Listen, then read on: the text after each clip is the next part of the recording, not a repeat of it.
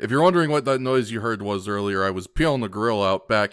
It's episode 12 of A Longtime Watcher, First Time Writer. Thank you for joining us as always. I am your longtime watcher, King Fetz the 95th, and as always, I am joined by my lovely first-time writers, Action Shakespeare. Hi, I peeled the grill this morning. It's okay. B-Drops. Hello, I had a pre-prepared peeled gorilla in the fridge overnight. And the magical whale gopher. Hi, I put shovels on all of the peeled gorillas. And remember, if you can't peel your own grill, Sportabot is fine. Mm.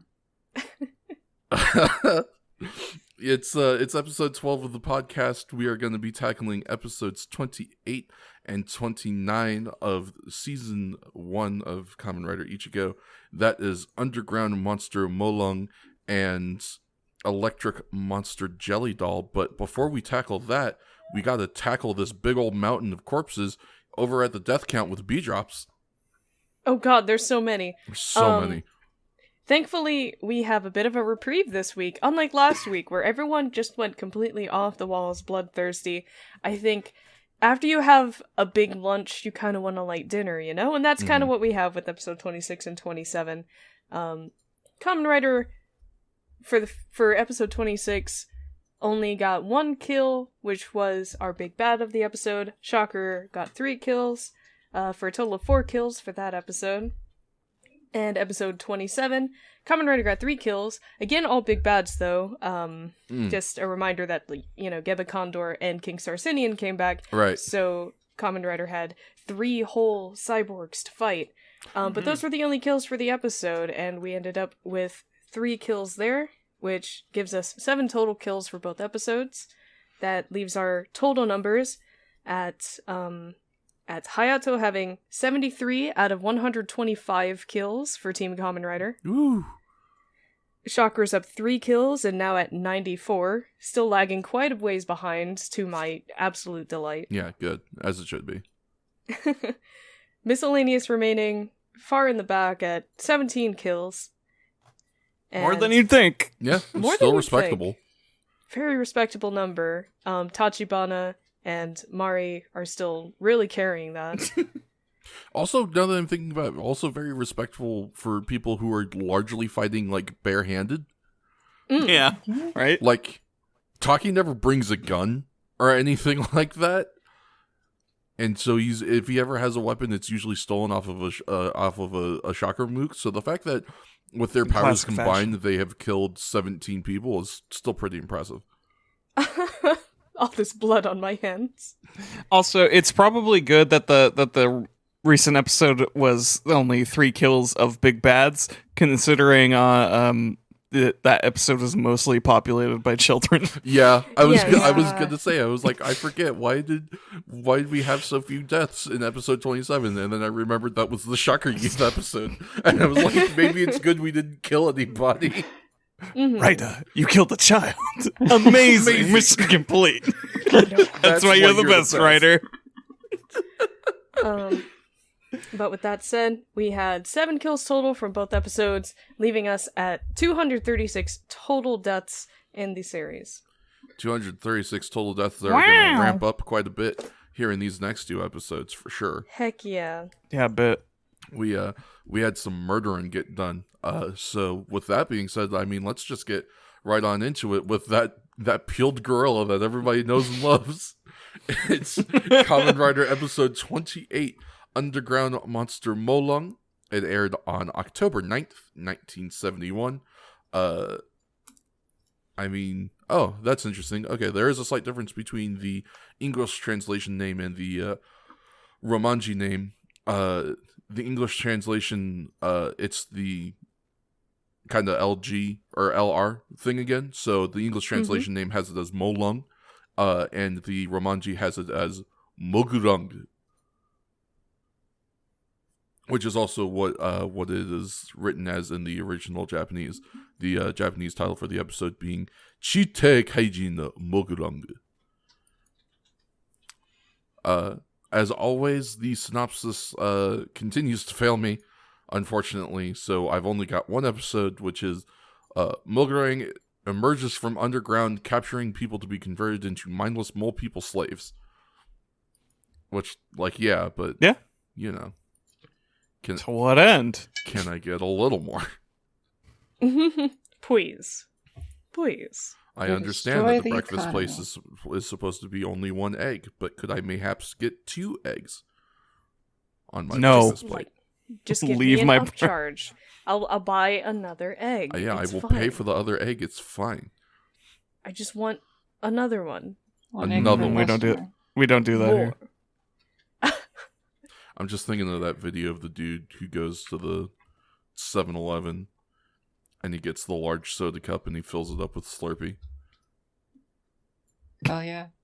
I don't understand done why that. that shop owner was so angry. He was like, I pay for the larger soda. Why are you yelling at me? Why can't we just be friends? I think it's because Slurpee cups are sold as a separate item from sodas, and sodas are cheaper. Yeah. Yeah, but I think the Slurpee cup, or not the Slurpee cup, but the soda cup that he is using is more expensive than the average Slurpee. I don't remember. We're off topic already. It was Tell my me fault, about to the be Common Rider. Well, my boy. This episode is wild because it just starts and it keeps going. Yeah. And You're not wrong. You want to talk about an Like- episode where they fucking put the pedal to the metal. usually, you're expecting like a beginning, a middle, and end. This kind of has it all combined in one. Mm-hmm. It's an episode smoothie, if you will.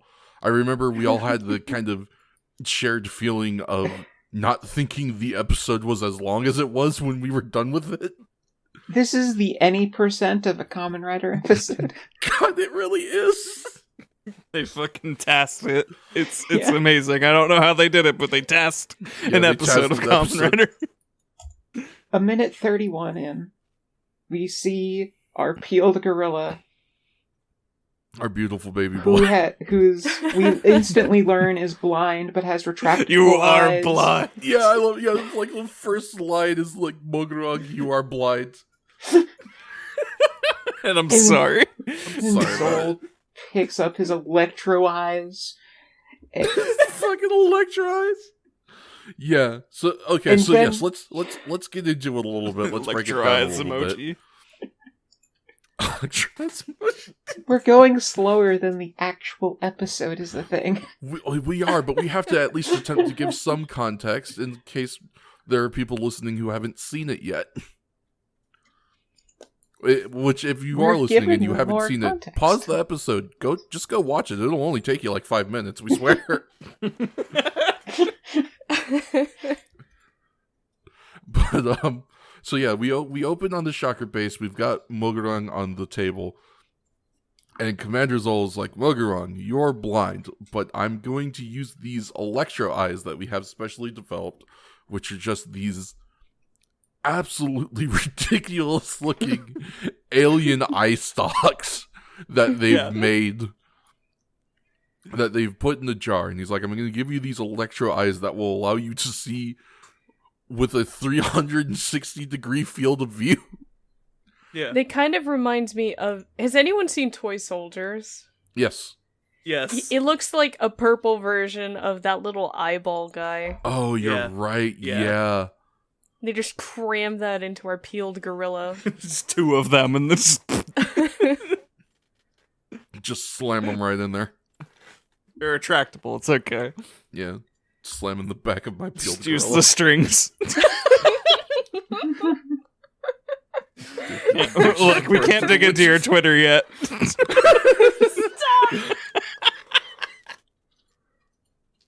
So, does Twitter so we have slap yelling some about eyes that? in the gorilla, and we say, go kidnap Still people fats. to turn into blood. But yes. We have all sinned. But you know who hasn't sinned? Our beautiful baby boy, peeled gorilla.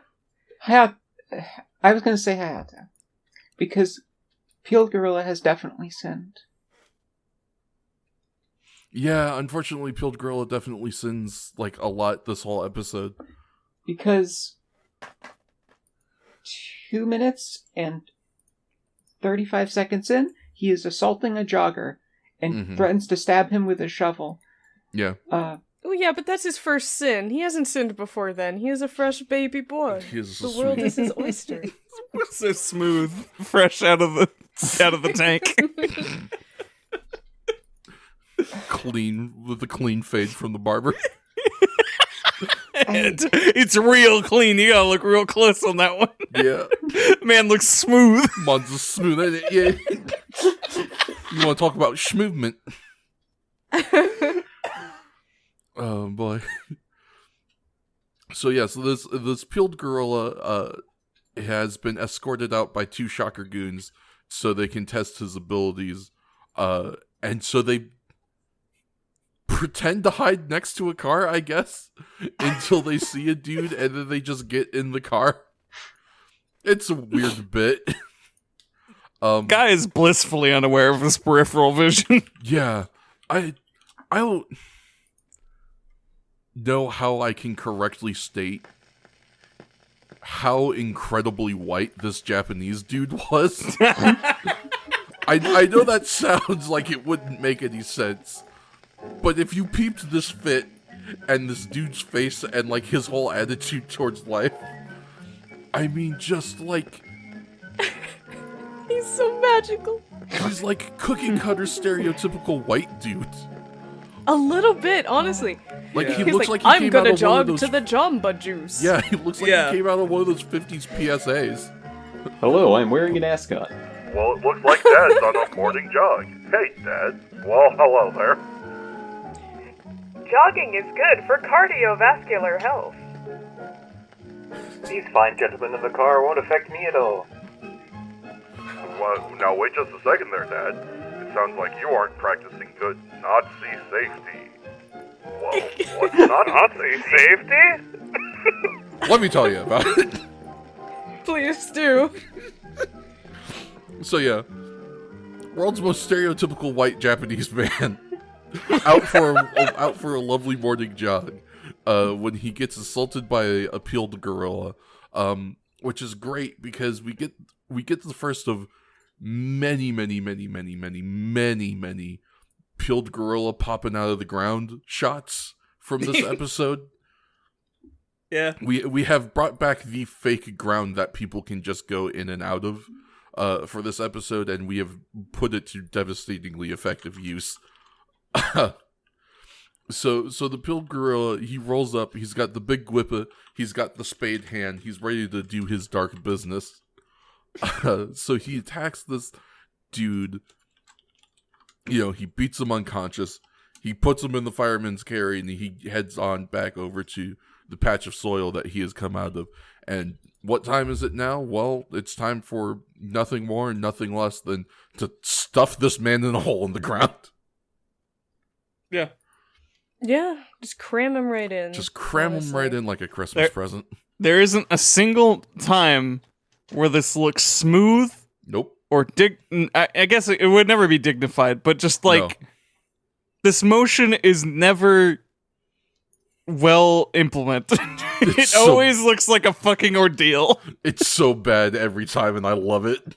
It's like those things. It's like that thing in WWE 2K14 games when like you're doing the Royal Rumble or something and you're just stuck in this looping animation of like, oh, I'm on the ropes and oh, I'm gonna push you off the ropes. It just feels like that. Like he's failing QuickTime events and not getting the guy down the hole.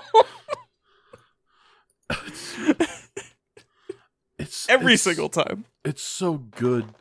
It's like I can't even think of other ways to describe it. It's just watching him try to like just sort of forcibly stuff these people into this hole in the ground is so fucking great. I love it. It's just wonderful. It's so delightful. And I'm glad that we get to see it a bunch of times this episode too. Sure do. So he just absolutely forces this man into this hole, and then he follows him on down. Oh, you know what? Before we get into it, we have to talk about the noise this dude makes. Yeah. he makes a fucking noise. This is some real legit, like, monster noise shit. And I like love it. it. Yeah, they give him a growl. He's like Yeah. the first monster shocker cyborg that we've had that just doesn't make like a human noise. Nope. Yeah, he doesn't have like some kind of weird laugh, or he doesn't, do the or anything like that. He just kind of like, yeah, no, He does talk though, which is weird. Yeah, he talks. Just like a Shocker's normal just man. slacking on their branding. Yeah, I don't know. Every time I look at this dude, I can't help but think he was supposed to be something else too. Because I mean, we've already commented on the fact that he looks like a peeled gorilla, but then he's also got like the one big guipa and then the one like spade hand, and that's weird. Well, he's a mole. He's a mole man, so he uses it to dig. Okay, yeah, but He's got also, tusks. yeah, he has tusks. He looks nothing Sure. like a mole. And both That you know. Yeah? Fair enough. I Maybe there's a mole. Put a out little there that clown looks like nose on peeled him, and he's a gorilla. diglet. I mean, I guess, yeah. I've seen pictures of moles. That's not a mole. It really does look like a peeled gorilla. Yeah, like, cannot stress this enough. we can't. There's literally no better way to describe this thing. It looks like if you peeled a gorilla. You know that peeled Pokemon Twitter account? It's like that, but to a gorilla. I think the only other way I can describe it is a really weird poll. How's And with it's if you take Mecha King Kong, but Okay. make him fleshy again. Ugh. Oh, okay. I see where you're going with this. Yeah, but like the same silhouette. Yeah. Made of boxy flesh. And Big ass forehead. like that's it. It's like it's such a weird costume. I don't It's dislike so it, strange, but it's yeah. just not like It's not scary. No, not even a little bit. no. They would have failed an art class with this because it doesn't meet the criteria. But What it are the is criteria? cool. Looks like a mole. Yeah, fair enough. Very valid, yeah. If you were in a costuming class and they said make a mole costume and you presented that, you would get an F. You don't understand. My best. It's like a mole of the soul, you know. It's like a naked mole rat. Yeah. It's not though. It's But- the problem. but black. Without the mole face. Like deep down, we're all moles. We all Whoa. got shovels as hands, so it's like Whoa. it like says a lot, you know. Whoa. Have you ever noticed that like your soul mole sort of looks like if you took a gorilla and you peeled it?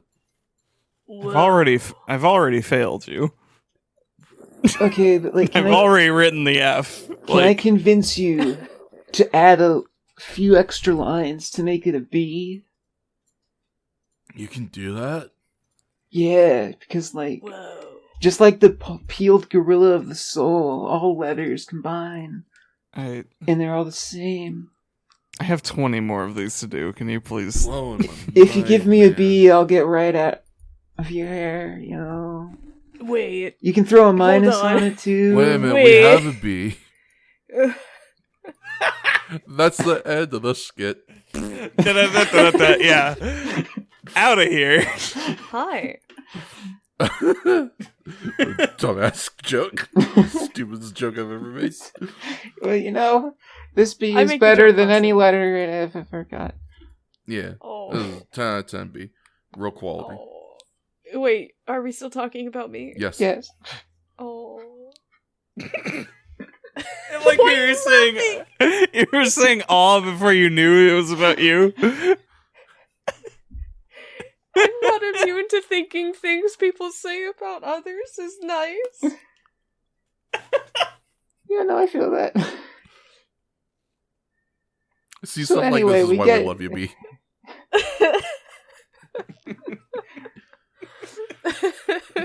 Oh gosh, where were we? So Keep going.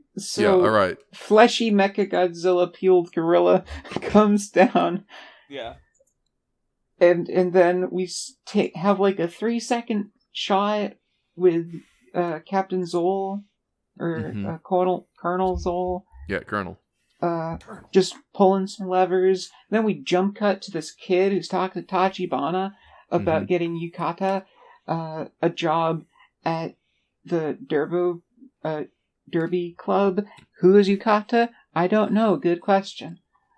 Yeah. He's our new character. Welcome to our new characters. I'm sure they're going to be in the show for a long time and have a lasting impact.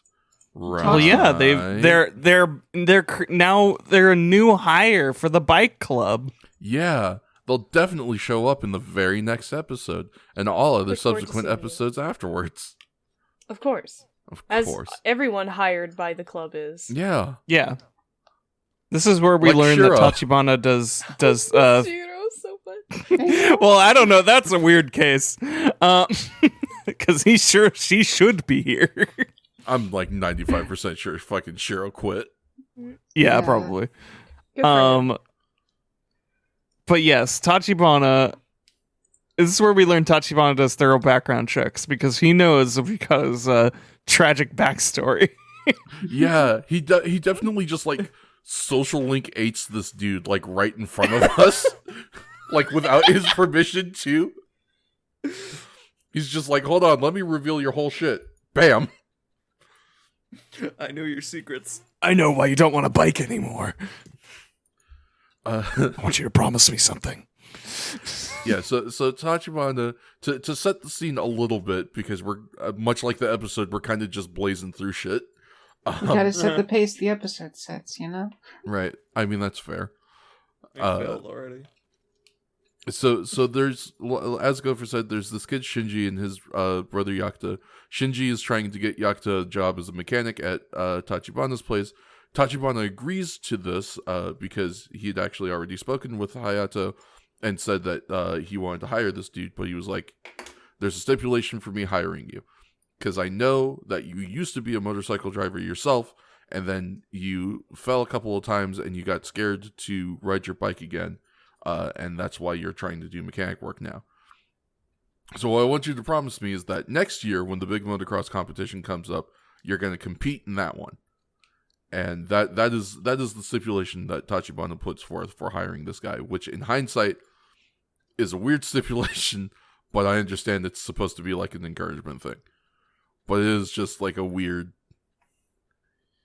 you know, like if you had a job, like if you were going to go work at like, I don't know, let's say Pizza Hut. Mm-hmm. Right, and you were like, hire me as a cook, I want to cook at pizza. Or hire me as like a delivery dude, I want to do delivery for Pizza Hut.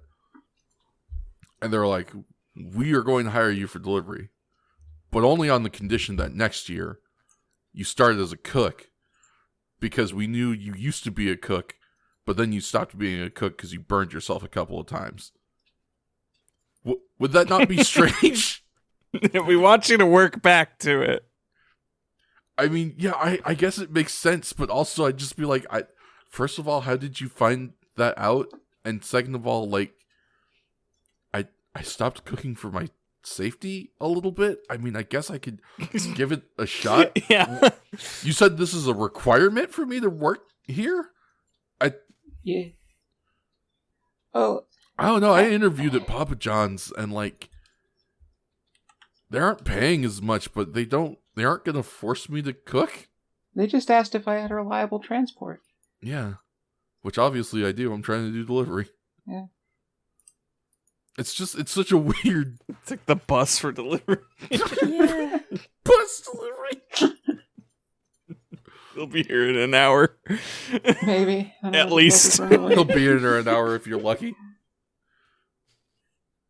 Better pray he didn't take the last bus.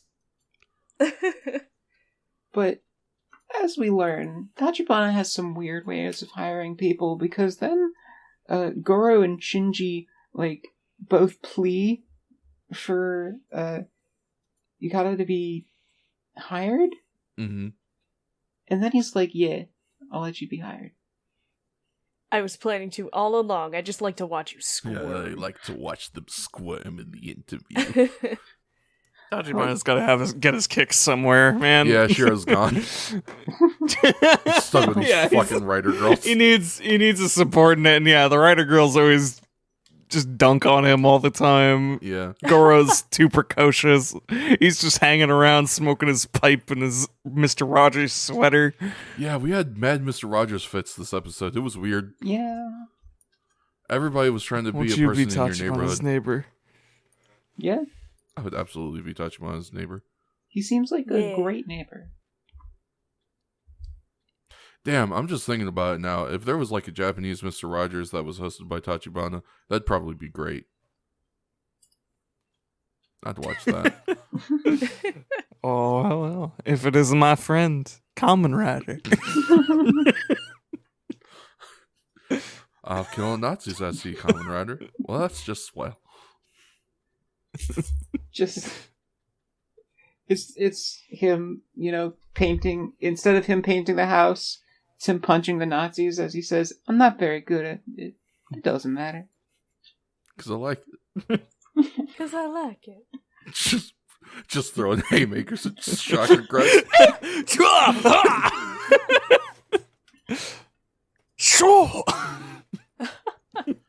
Very different Mr. Rogers in Japan, but, it gets the job done. I There's think it sends the right message. Yeah, exactly. just like Japanese Spider-Man being different. Yeah. God, Spider-Man is different too. It's so... I don't know if we've gotten into how different Spider-Man is, because I know we've talked about maybe doing it here on the podcast at some point in time. But Japanese Spider-Man is wild. Mm-hmm. $8 million on the Patreon. The Patreon that we still haven't made yet. Yeah. Gotta get to that at Save some up your point. dollars. Save up your dollars, ladies and gentlemen. Anyway, so yes, we go to, the Yakuza is very happy he has gotten this job.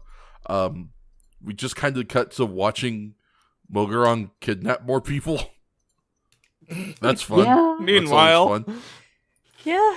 The eye stalks just slooping out of the ground. Yep. Grabbing hikers, grabbing farmers. But then we cut to a very interesting scene. What was the scene we cut to? We cut to Taki bursting in on a casual Hayato. On the most casual Hayato. I have never seen a Hayato more casual. I think it's the first episode where we saw him in his house. I guess, okay. This is definitely that same place. Like, we haven't been here in a while, but this is definitely that one where we first saw him. Are you sure it's that place? Yeah, because the bed's in the same Yeah. area and Yeah, everything. but that place looked bigger No, it's the in my same mind. place. You think so? Yeah. They shot it tighter. Yeah, maybe that's just what it was. And yeah, apparently Taki, either he keeps his doors unlocked or Taki has keys. Because, yeah, I Taki like to just think the latter. waltzes the fuck in like he owns the place. And is like, Very domestic. yeah, very domestic. Should we also comment on Taki's fit for this episode? Yes, I think it's notable. Yeah. Yeah.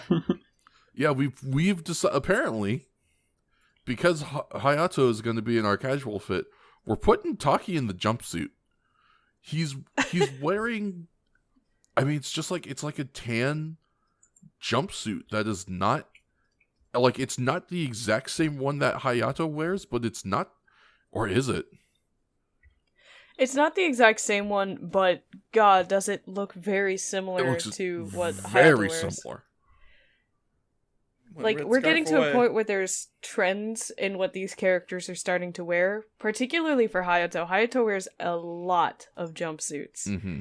Taki, to my recollection, hasn't worn a jumpsuit up until this point. Yes, this is his first jumpsuit.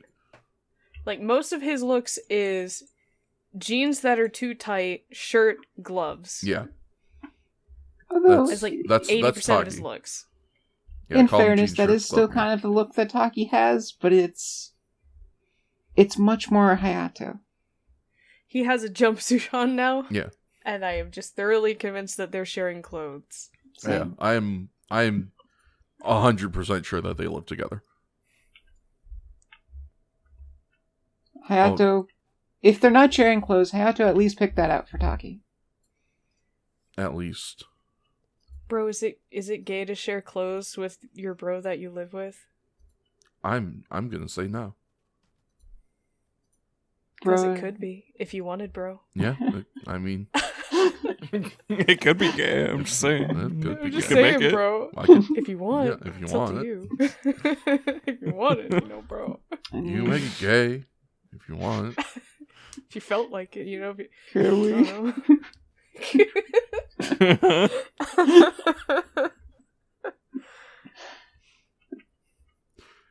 So that's the most important part of this episode. Yeah, really, the Yeah. important takeaway of this episode is you could make it gay if you wanted, and we do want to, so we're going to. And this scene lasts all of another 10 seconds before we go back to Peeled Gorilla kidnapping another farmer. Is And this where we get wrestling the shot of the gay around. bar? Yep. as I referred to it. So Yeah. Oh, go ahead. He kidnaps them, puts them in Shocker's secret base without any shirts on, apparently. Yep. Then he gets some bling put over him. I was wondering about that scene. It In doesn't- hindsight, That doesn't some- come up. I think it's supposed to be like one of the dudes that was kidnapped and turned into a mole man. I think it's supposed to be like an assumed that, identifier too. tag. Maybe? Also, the mural behind them during the scene where the potentially new not mole man are peeled gorilla. There's this wild mural. It's actually kind of cool looking. It looks like the face of the peeled gorilla, but it like sort of like ethereally swirls below the face into what looks like a tunnel. Mm. It's pretty cool. Also, it has glowing eyes like the Fasci statue. I was just looking. Okay, I'm just I looking back at it. Like, this entirely thing missed is dope. when, I remember seeing it for a when I second watched the and was like, episode. that's pretty sick. And then not thinking about it. But wow, yeah, that thing looks really cool.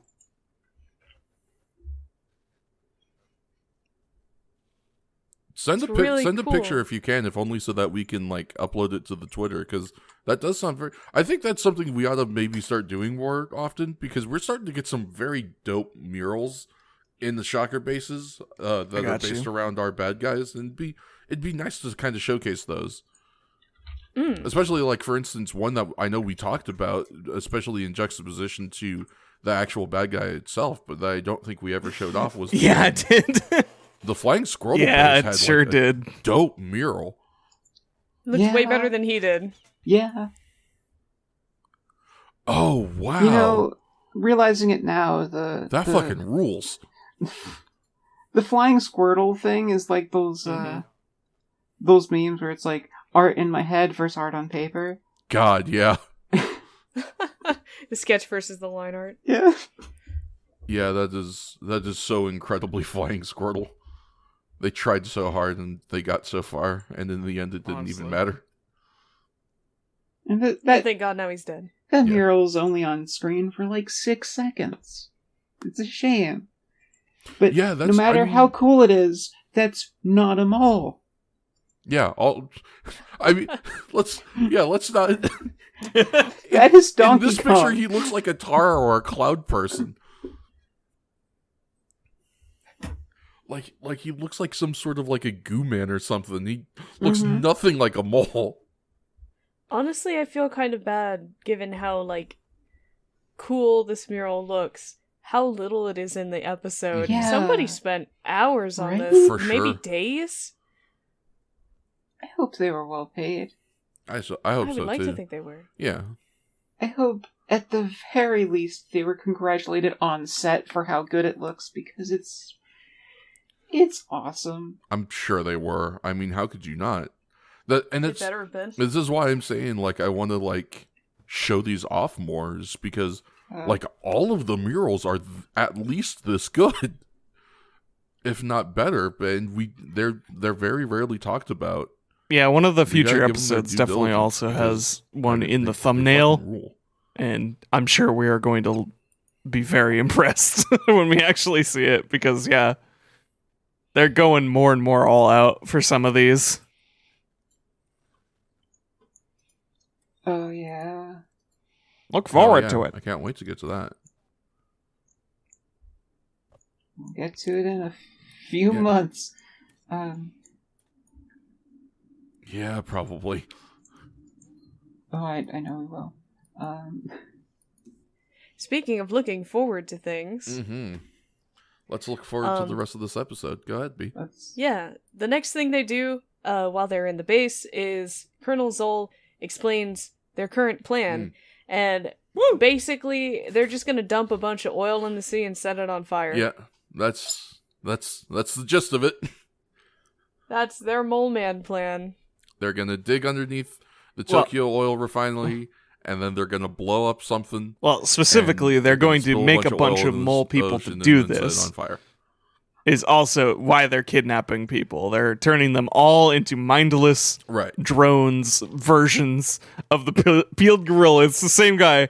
And I'm pretty sure Girls. it's the same costume. They just use it in different scenes. They're never seen together. But they did show one by at least putting a little number around it. Yep. a little chain with a little plaque that has a number. You're number 420. Yeah. Nice. Right. Although it does beg the question. Nice. It does beg the question that nothing in this episode was resolved, if that's the case. Oh, no. Yeah, that part We is are resolved. sort of- At least, I guess, in the Left to same assume in the a way lot that of B is things saying in it's this it's an episode. assumption that it will be resolved. But yeah. Like, there are certain things that are assumed to fix the Don't worry about problem it. without technically being shown to or explling why they would, We had I to think. look. We It's- skipped that cutscene. We're here saving It's- frames, not animals. Yeah. Yeah. It's very reminiscent of the older episode structures, with it just kind of missing core parts. Yeah. I mean, yeah, this episode isn't quite so bad about that, but this is definitely an episode that feels the most Yeah, like it's those nostalgic, really. really. Kind of just like didn't explain shit and expected you to infer. Yeah, A little bit. they're better about it on this episode because I can't think of anything that I feel like wasn't explained. I mean, except for probably the one thing that I think Gopher is probably thinking of, but. I mean, for the most part, they do a good job of, like, explaining everything. It's just, like, there are so many gaps where stuff is missing, where, like, we are used to, like, this is where they would explain something, that it's super weird. I remember us commenting while watching the episode that it felt like we were watching a 2-part episode that had to get condensed into one. Because the pacing on this thing is so buck wild that we're not kidding when we say that they kind of just try to get through this one as quick as they can. I don't know, it's super weird. I'd be very interested in hearing what the people have to say about this episode once they get a chance to actually watch it, because it's not a bad episode by any stretch of the imagination. It's just it's jarring to watch, in all honesty. At least a little bit. It's almost nostalgic. Yeah.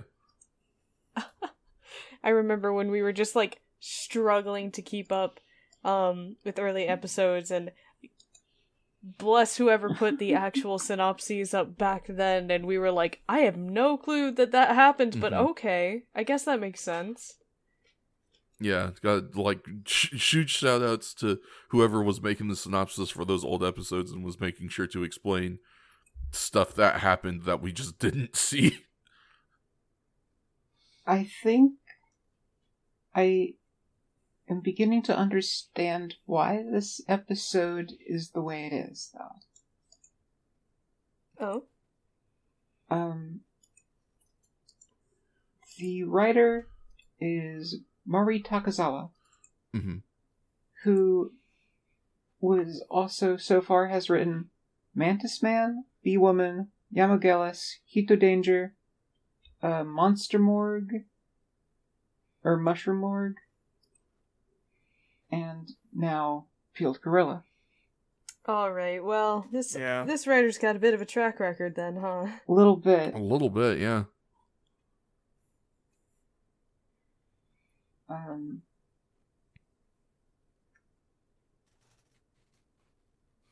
I can't say on the director's track records thus far, but I think this is just how this writer writes their stories. It's kind of just how they go about their business. Yeah. Hmm. Sometimes it'd be like that, you know? Yeah. Sometimes it's just really confusing. Please, get someone to check your script. Yeah, please. We beg of you. And, like, I'll say this explicitly. I still very much enjoyed this episode and, the episodes that they have worked on previously. But also the consistent pacing is a trend. Yeah. Within their discography or filmography of it so far. It's, just kind of, when you're doing this sort of thing, try to keep in the back of your mind that you are writing a show that people need to watch. You kind of have to remember that everybody else needs to be able to understand it too. I think that's... You need to have a genius level IQ to understand Kamen Rider. It's a very intelligent show. Yeah. Gotta have at least 600 IQ. Mm-hmm. Mm-hmm. And if you do have 600 IQ, call me. God damn. So it seems that... I was thinking, this is the only way Fats is gonna end that sentence. But he's not gonna say it, right? I could see it coming. It's just there's nothing I could do about it. It's like seeing the train coming at you, but... It's like being head-to-head with the Juggernaut.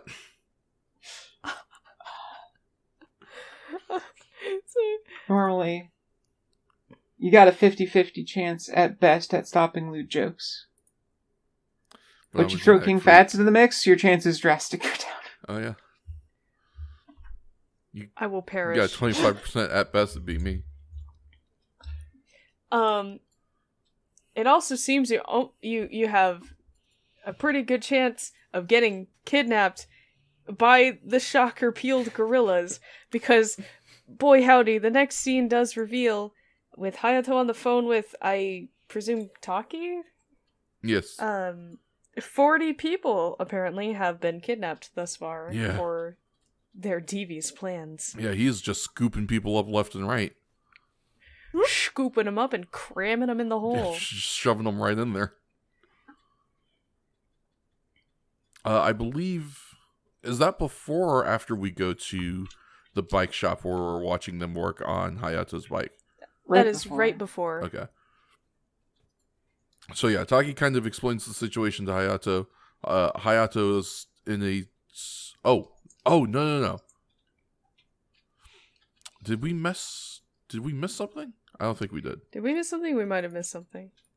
It's okay, the episode no, misses... I don't No, think it doesn't so. look like it. So we go to... I am a fan of this scene. I am a fan of this cut. Because we just kind of cut to a shocker goon looking into a window. and then we upside down. Yeah, he's upside down. He's Spider-Man in the window. And we pan out and we see that he's spying on the Moto Club. How no one is noticing really this good. dude's just whole face in the window, I don't know. But we're also not going to talk about it. They're basically establishing that the race that they want this new employee with the bad trauma to participate in is 2 days away, and they have plenty of time to repair it, so he should take a break. And also, there's a bunch of children here. I For have no no clue who reasons. these children are. Yeah, don't know whose kids these are. These kids, They just looking at their faces, it doesn't look like they know where they are, what they're doing, or why they're here. They just chilling. Just chilling. But yeah, we just got a grip of kids hanging out with us while Yakuta and Tachibana work on specifically Hayato's bike that they are working on for his entrance into this big motocross race. And from there, I believe we go ahead and cut on over to... Yeah, we cut back to the Shocker base. I think we're just chilling with Mogura when Fascistachi is like, hey, some of your mole men are working themselves to death. Go get new slaves. And he's like, okay there, boss. So he heads out to go pick up some more dudes. And we cut to Tachibana. He's just having himself a bike ride. I'm sure he's going somewhere, but we aren't told where. Or is Taki on the bike? Yeah, I'm sorry. I said Tachibana, didn't I? Yeah, it's Taki. Yeah, I apologize. It was Taki. So Taki's on the bike. He's riding off to somewhere. When he hears a noise at a nearby shrine, and he goes to investigate, but is a little too late. As we watch as our mole man kidnaps another person. Taki doesn't get to see the actual kidnapping, but is at least able to see the aftermath of it and get a solid idea as to what happened. And so he goes and he gives a report to Hayato, which kind of gives Hayato reason to give pause, because he's like, if this peeled gorilla man is able to dig underground and everything, then I'm not going to be able to rider kick him. I'm going to have to find some other way of beating this dude. And I think that's that scene in a nutshell. And we're off doing something else now, right? Yeah, we go back to the Shocker base after that brief conversation between Taki and Hayato, and it opens on like a weirdly tragic thing where Molung and Colonel Zol are talking to each other, and Colonel Zol says that if everything goes okay and they actually succeed in their plan, that they'll make Molung human again. Yes. Yeah, so apparently they have a rehumanizing serum for Molung. I don't know how you can make a drink that uncyborgifies you, but whatever. Which begs the question, why not try to use this drink on Hayato? Because then he wouldn't be able to fight Shocker. He needs the power now. He Right. is resolved. No, why doesn't Shocker why doesn't Shocker use it? try to uncyborgify? Yeah. Because Shocker's that's a not very good smart. question. That's probably the best answer. Because really, I feel like the smartest option would be to not make this in the first place, because why would you need to... Like, I'm confused as to why they offered to turn him back.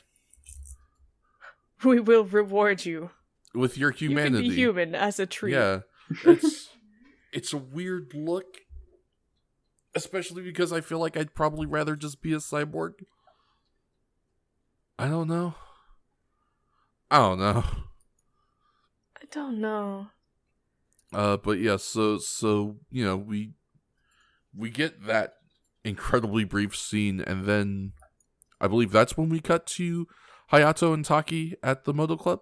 Is that correct? Yeah. Yeah, so Hayato and Taki, they're at the Moto Club. Oh, I'm sorry. There's one more thing that happens in that scene that we do need to talk about.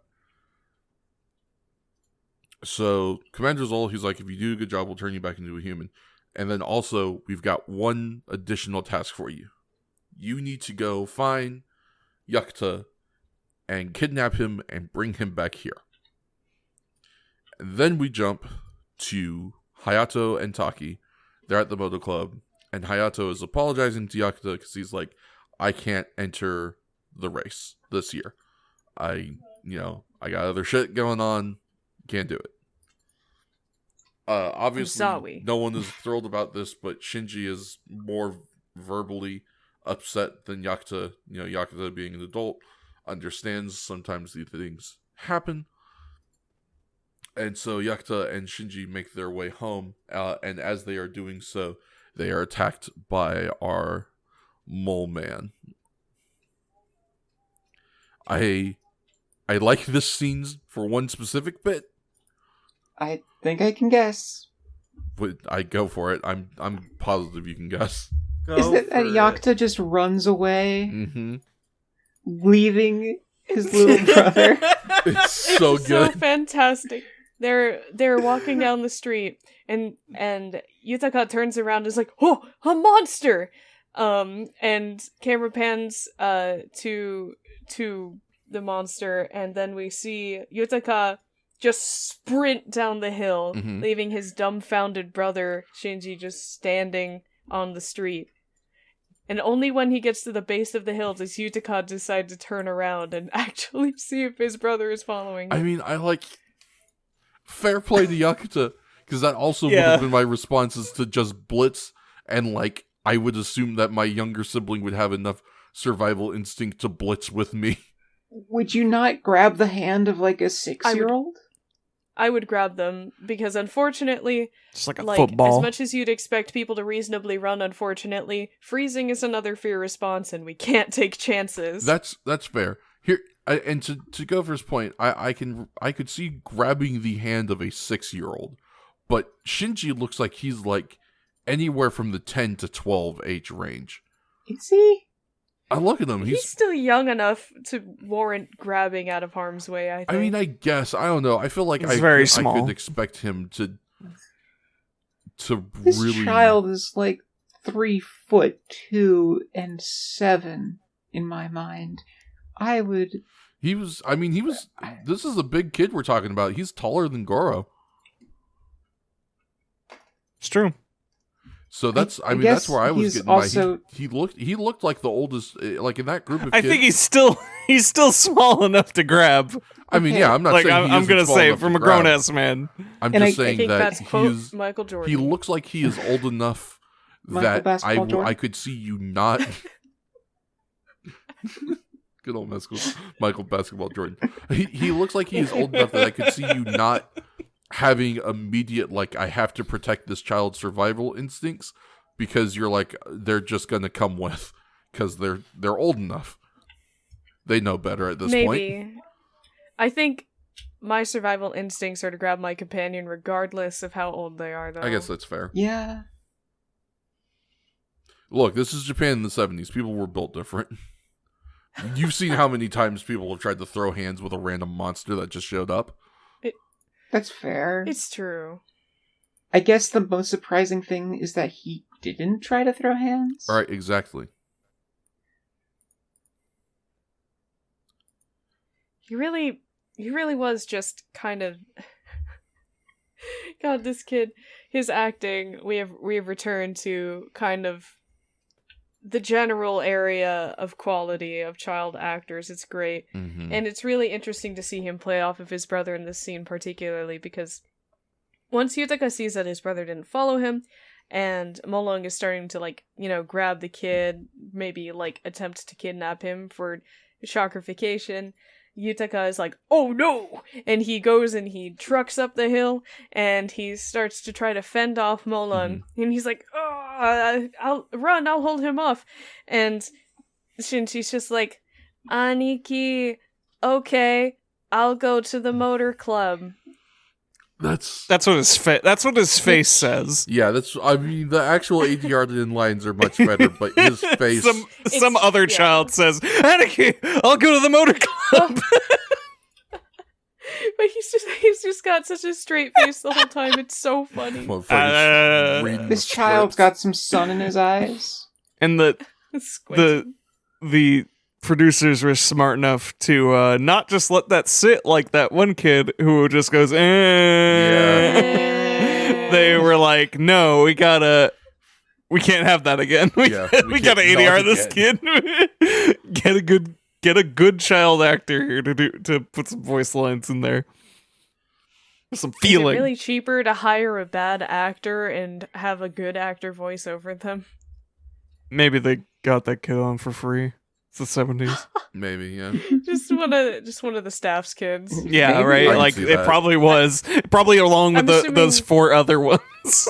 Yeah, I was about to say the same thing. I feel like I need to cross-reference these children at some point with the kids who had their photos taken in front of Yes. the castle, and the children who were just Those there were- for the Squirtle episode. Yeah, that's the one that I would want to. The really inexplicable children. Yeah, the ones who just like truly, why the fuck are you here? Why is this scene even happening? I want to know just how needed- they got it in. I guess if I were a passing by child, I too would stop to watch Kamen Rider fight. I mean, That's a lie. I would still do that. It doesn't matter how old Yeah, I was am. gonna say. Yeah, no, I- I would stick around for that shit. I don't think you just watch. I might film, you're right. I was gonna I would say. tell Kamen Rider to do a flip. I was gonna say you'd throw hands along with him. Oh, I'd absolutely. If he was actually fighting fascists, I'd throw down and be like, "Hey, are you Kamen Rider? You doing what like Kamen Riders do? That's great.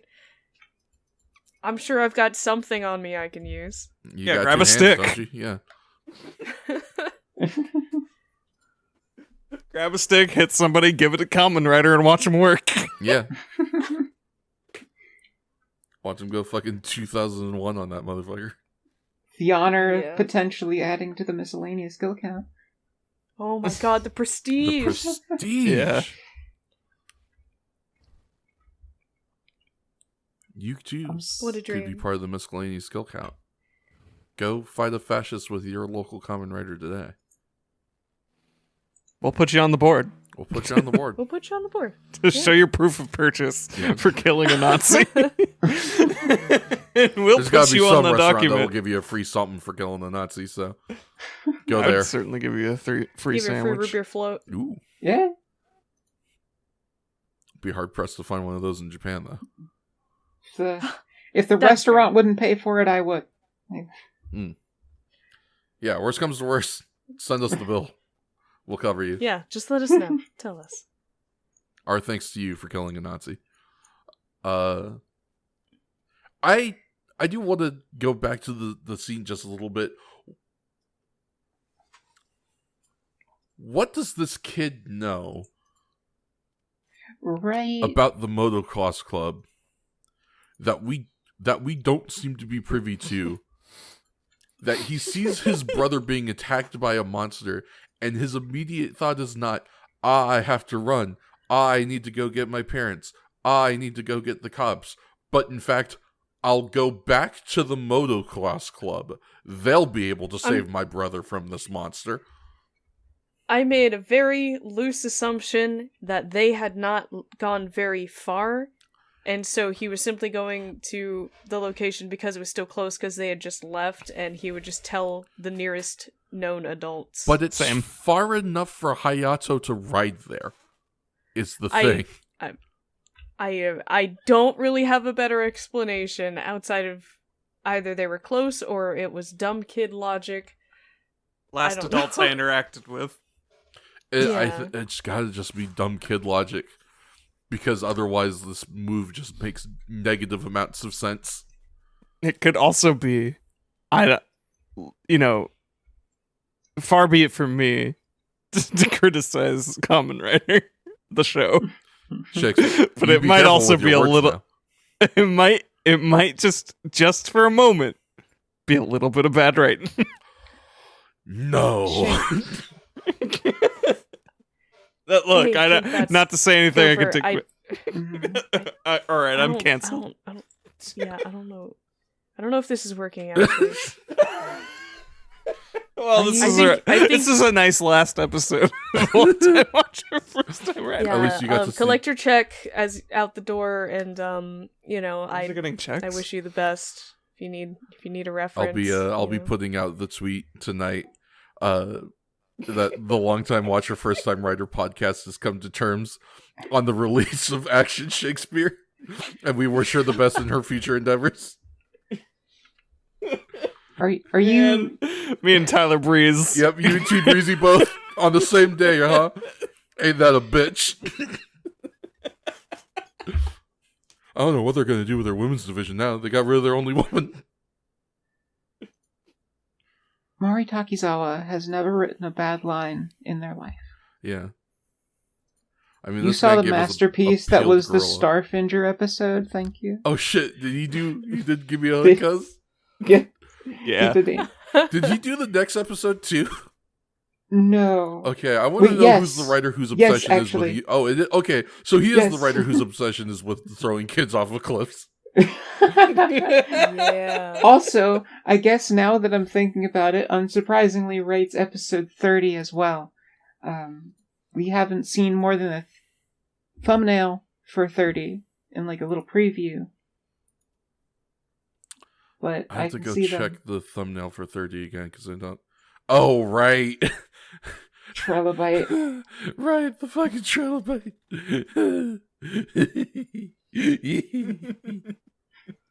But we'll get to that in a bit. We're making good time here. I want to kind of try and wrap this up if we can. Are we? I think we are. Look. Debating it I won't don't- make us make better Yeah, time. exactly. Let's go. So the kid goes back to Hayato. I don't know where we are, frankly. I'm getting there. We're about yeah, go ahead. yeah, Sorry. we're about halfway through. So the kid goes back to the Moto Club. He tells Hayato and Taki that his brother has been attacked by a monster. He leads Hayato, or no, he doesn't lead. I think he just like tells Hayato. Hayato's like, where were you guys when you were attacked? The kid tells him that they were down by the river. Hayato gets on his bike. He heads down. He turns into Kamen Rider. We have a fight scene. I can't think of too much to note for this fight scene besides, Zatoichi. Is there any other, big developments that happened in this fight, or, any spots that I'm missing that were, real good? I mean, the very last thing that happens to Kamen Rider is the thing that sticks in my mind. Right. Yeah. Yeah, that was the other thing I was thinking of, but I wanted to, cover the fight proper first before we got to the end of it. I just like the sword play. Yeah, the sword play is great. Yeah, that shit. Now I'm remembering what you're talking about. He's got the backhanded sword for a little Hell while. yeah. It's pretty Yeah. cool. I think someone also misses their cue to die. Yeah? Same. It's debatable I've often around the missed my cue to die. yeah, same. Every day. Yeah. Around the 10-minute 55 mark, you see Hayato slash someone. Could just be them directed to stagger over a little bit, but they stay alive a second too long and then make another swing as they go down. I don't know if that's intentional or not. Last He muscle was really getting into character, and he thought this guy would go down swinging. Hell yeah. Mm-hmm. You know what? Fair enough. Final moments. I curse you, Kamen Rider. Ugh. What a trooper. See, we need more shocker grunts like that. The extra that tries to get their shit in. You're right, yeah. Yes, please. Whoa to you, Kamen Rider. You were a fearsome foe, and you have bested. Cut! Also, just What are you doing? But this will not be the last of our conflicts. Steven, we talked about this. Your only line is E. I guess you just don't know true majesty of Yeah, acting. Very well. E. See, I'm not in the right headspace for this bit at all. Because it was earlier today or yesterday that me and my other friends were talking about the fucking Orson Welles commercial bits from The Critic. And so now my brain is just, oh, what luck. There's a French fry stuck in my beard.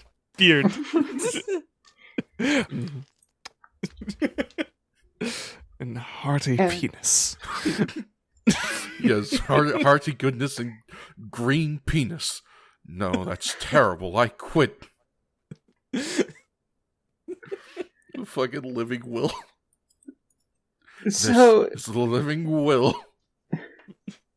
I'm sorry. Go ahead. Go for it. despite the peeled gorilla being peeled, that doesn't make up for his armor or lack thereof. Yeah, apparently this because man's real thick.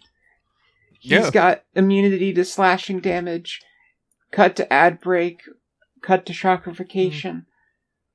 Oh, there is one thing before we cut to ad break. There are two. That's a things little that bit. we It's a need little to know. quick of a cut.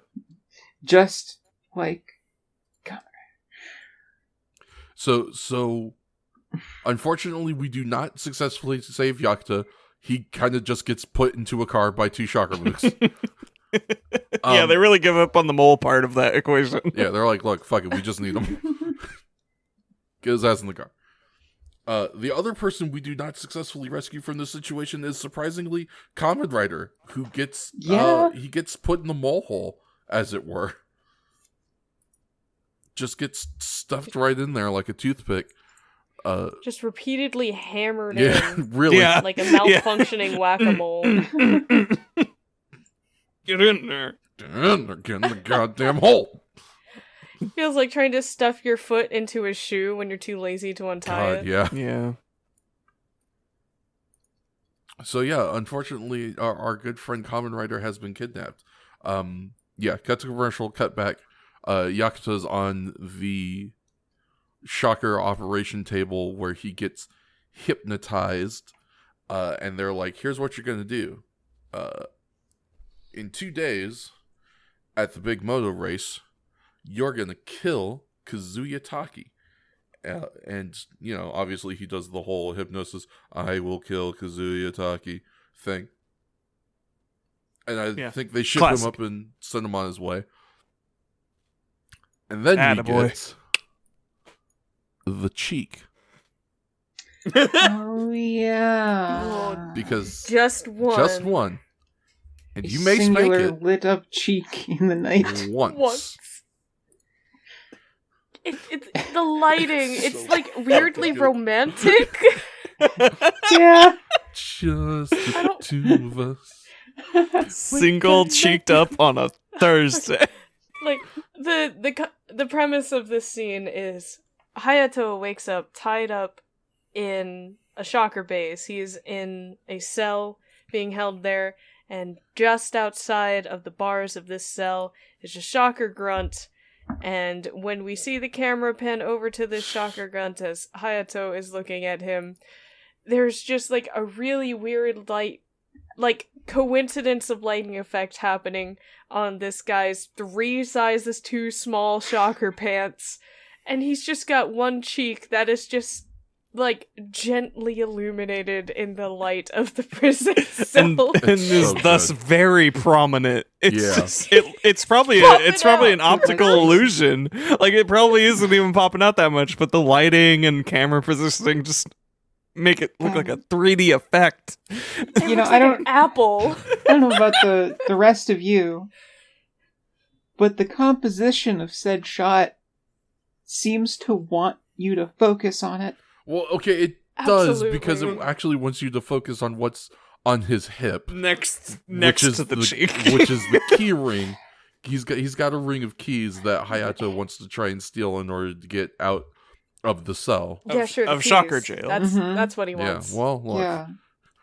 I would like to think that Hayato is smarter than I am, and that he does not let... Hayato can multitask. Alright, well, I guess that's fair. Just give it a little whoosh. Bounces a Sounds little. like a ripe watermelon. Boing.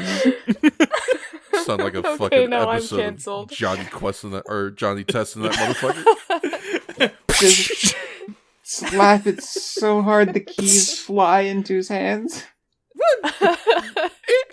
Oh, If you strike, you can make this some weird, like, JoJo's Bizarre Adventure. Like, if you slap his cheek at just the right frequency, it will reverberate throughout his bodies, causing the keyring to shift in just the right way that it will slip from his hip. Just absolute buffoonery.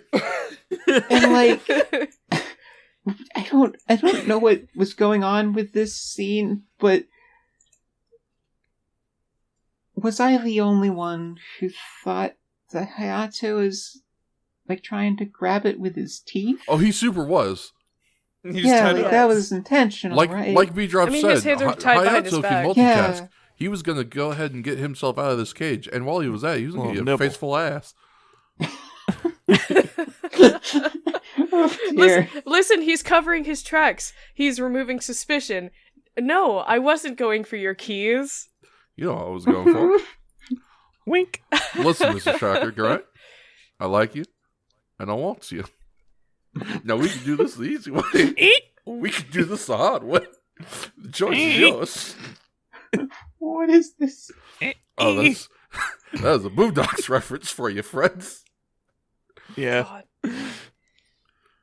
Oh, Oh boy. But before That Hayato fucking can nuts take again. a bite out of this big black apple on the other side of the before cell, Hayato can take a bite out of the crime, as it were. Colonel Zol approaches the cell bars, seeing that he has made his move, and he's like, "I see what you're doing there. Stop Yeah. it." I'm a little too smart for you. I appreciate, I believe the line he says as he first comes up is, just woke up and already trying to escape? You're a handful. I do also appreciate that we get the Sure. sexual Michael's tension eyebrows. of the using the tip of the sword to hold up the chin with the writing crop. Yeah. It's a little. Ooh, Yeah. this whole scene got quite a bit It's going I mean, on. there's just a Charged. lot of gay energy in this episode as a whole, but this scene specifically is pretty, like, it's just condensed. Ooh. It's like, yeah. I mean, there's not a lot we can say. It's another one of those just, you gotta watch it. And so that you can see that we aren't crazy and that Hayato Ichimonji Or is gay. It's the world's strongest gay man. No euphemism here. Man's gay. Look, Mons is gay, isn't it? Yeah. Or maybe you'll watch these episodes and you'll be like, you know what? Gopher, Bee, Shakes, Fats, they're actually crazy. To which I say, like, yeah, I made a podcast about Kamen Rider. What'd you expect? I'm on a podcast about Kamen Rider, so... These are not mutually exclusive things, you know. We could be crazy and Hayato could be super Yeah. gay. I don't really see what the conflict here is. Okay, it's probably that then. Well, what is Honestly, that's my personal favorite option. Yeah, no, it is. It's the only option. That's the one It's true the option. only Because one. Yeah. it's the truth. Yeah. Speaking Yeah. of the truth, Speaking of the truth, I want the truth. Hayato's like, so what the hell are you doing? And Colonel Zol's like, well, we're going to destroy you anyway, so I guess I'll just tell Yeah. you. Just straight up says And he it. does the villain thing. I turned them into Um, moles. Yeah, he tells him about turning the kidnapped people into moles and how he's going to send them out to drain oil from the refineries and they're just going to set the ocean on fire. there was something about Hayato's line delivery through this whole bit. Because, like, obviously he's trying to, like, keep up the righteous indignance. But he's also, like, clearly trying to, like, game out their plan in his head as he's telling it to them. I don't know, there's just something about the way Hayato says shit in this bit that I really enjoy. I just liked this scene a lot. It's very, very good. It's fun. It's a fun little scene. We're gonna set the ocean on fire and ruin the economy. Cool, huh? I appreciate that he says that, right? Like, he finishes the plan, and Hayato's immediate response, like, less than a second, and he goes, it's impossible. It couldn't be done. That's fucking stupid, Yeah, man. fuck Come you, on. dumb as fuck. Stupid plan. We kick your ass. Nothing's impossible for Shocker, Zol says, realizing that they have failed nearly 28 times. Yeah. Realizing that it seems like most things are not possible for Shocker. See, nothing is impossible because that implies something can be possible. Mm-hmm. And for Shocker, nothing is possible. Unpossible. And then they're like remote controlled, and then Tokyo's gonna explode or something. Yes, so we get back into the shocker base proper. Well, actually, no. We cut first because we have to set up this plot about Taki getting killed. Just Yeah. one more thing about this scene. Here's with it. Mm-hmm. I like how it ends with Zool asking, "Well, do you like my plan?" and then just hitting Hayato with a riding crop. Yep. Oh my. I would say Zol is the most catty in these 2 episodes that he has been so far. I know we've only seen him for 4 episodes, but the cattiness just really goes up in these 2. Yeah, real ramp up. Slapping is a strong word. Maybe more like, pushing. Yeah, pretty much. Lackadaisically so at that. Mm-hmm. So yeah, after that wonderful scene, we cut to the Moto Club where Taki is reading a letter that seems to be from Hayato. Hayato says that he has stopped Shocker's plan. He has freed Yakuta and the other slaves, but he has some other stuff to do, so he can't come back yet, and he wants Taki to take his place in the motocross race, which Taki is all too glad to do because he's a good friend to his buddy Hayato. I don't think there's... Oh, no, yes. Then we see Yakuta with the bedazzled bomb and the bedazzled detonation device. I love it. Mhm. His like rhinestones around the detonation button. So It's good. so good. Yeah, so he slaps this little time bomb on Taki's bike, and he's like, once I press the detonation device or detonation button on this this explosive device, it'll explode and Taki will die. And he does an evil laugh. I do want to point out again, like I did when watching the episode, that no one seems to notice that anything is wrong with Yakuta. Specifically in that no one notices that his manner of speaking has become more dry, or that his voice is just straight up deeper than it used to be. I'm using a lower register. Yeah. Do you like it? No, Yakuta, actually, it's kind of creepy. Oh. It makes me think Well, like too you've bad. been That's a shame. hypnotized or something. You This find is me this now. voice creepy. I don't like this.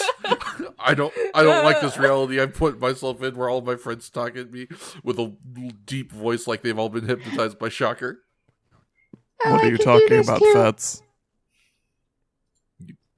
But you Shakes, you and Gopher, also you put that shit back right now. Don't steal my gimmick! Yeah. Oh no, this is my Daisy voice. Gotta watch It's a lot better than mine. Gotta watch out for gimmick infringement. Daisy will absolutely Oh, no. put you to the mat for that shit. Daisy is like Taz, she don't play. Yeah. I knew that joke would get you. So anyway, we jump back to the Shocker base where we're in the main Shocker base room, where we have indication that the mole men are directly underneath the oil refineries. So we're ready to blow shit up. And here is where we make a huge blunder that I don't understand why we do this. Colonel Zol is like, good, I'm going to use the detonation device in my room, set up the remote control. I know there's a... I like being comfy. Yeah, apparently.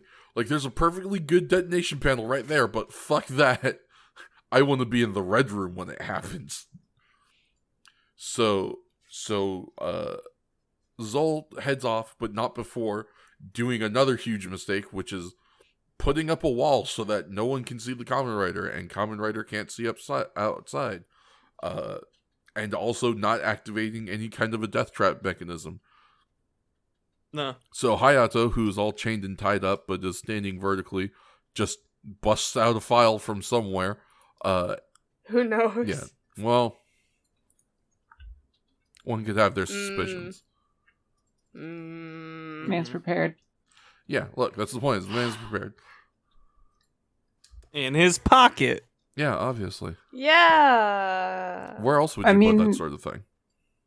Don't worry about it anyway. Well, He uses the file. It looks like he pulled it out of his neck if we're going by what it's actually filmed like. It's really weird. Maybe he was hiding it, like, down the front of his shirt. Maybe. Probably. I don't know. I do like the cinematography of it dropping and the camera tracking it and then going to the back. That was a good bit.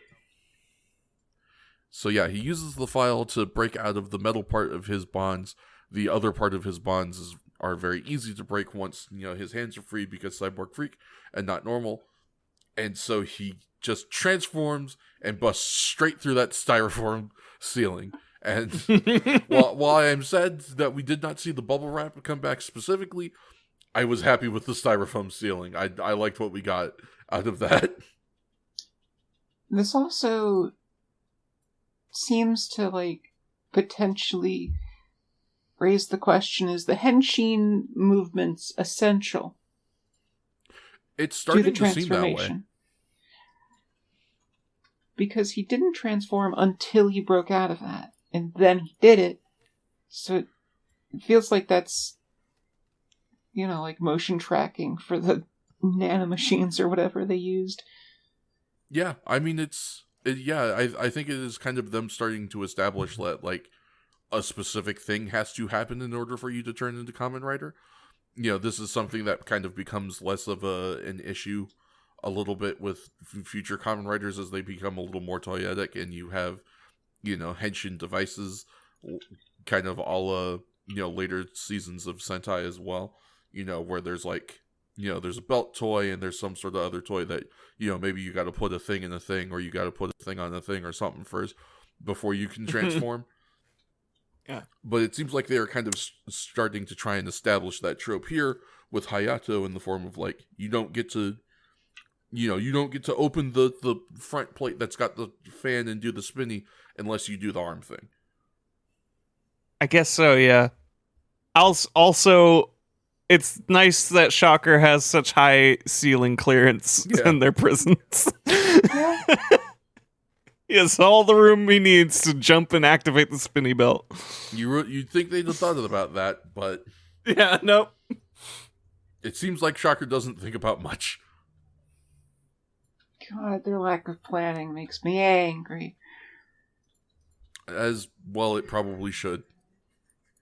You know what else makes me angry? Tell me.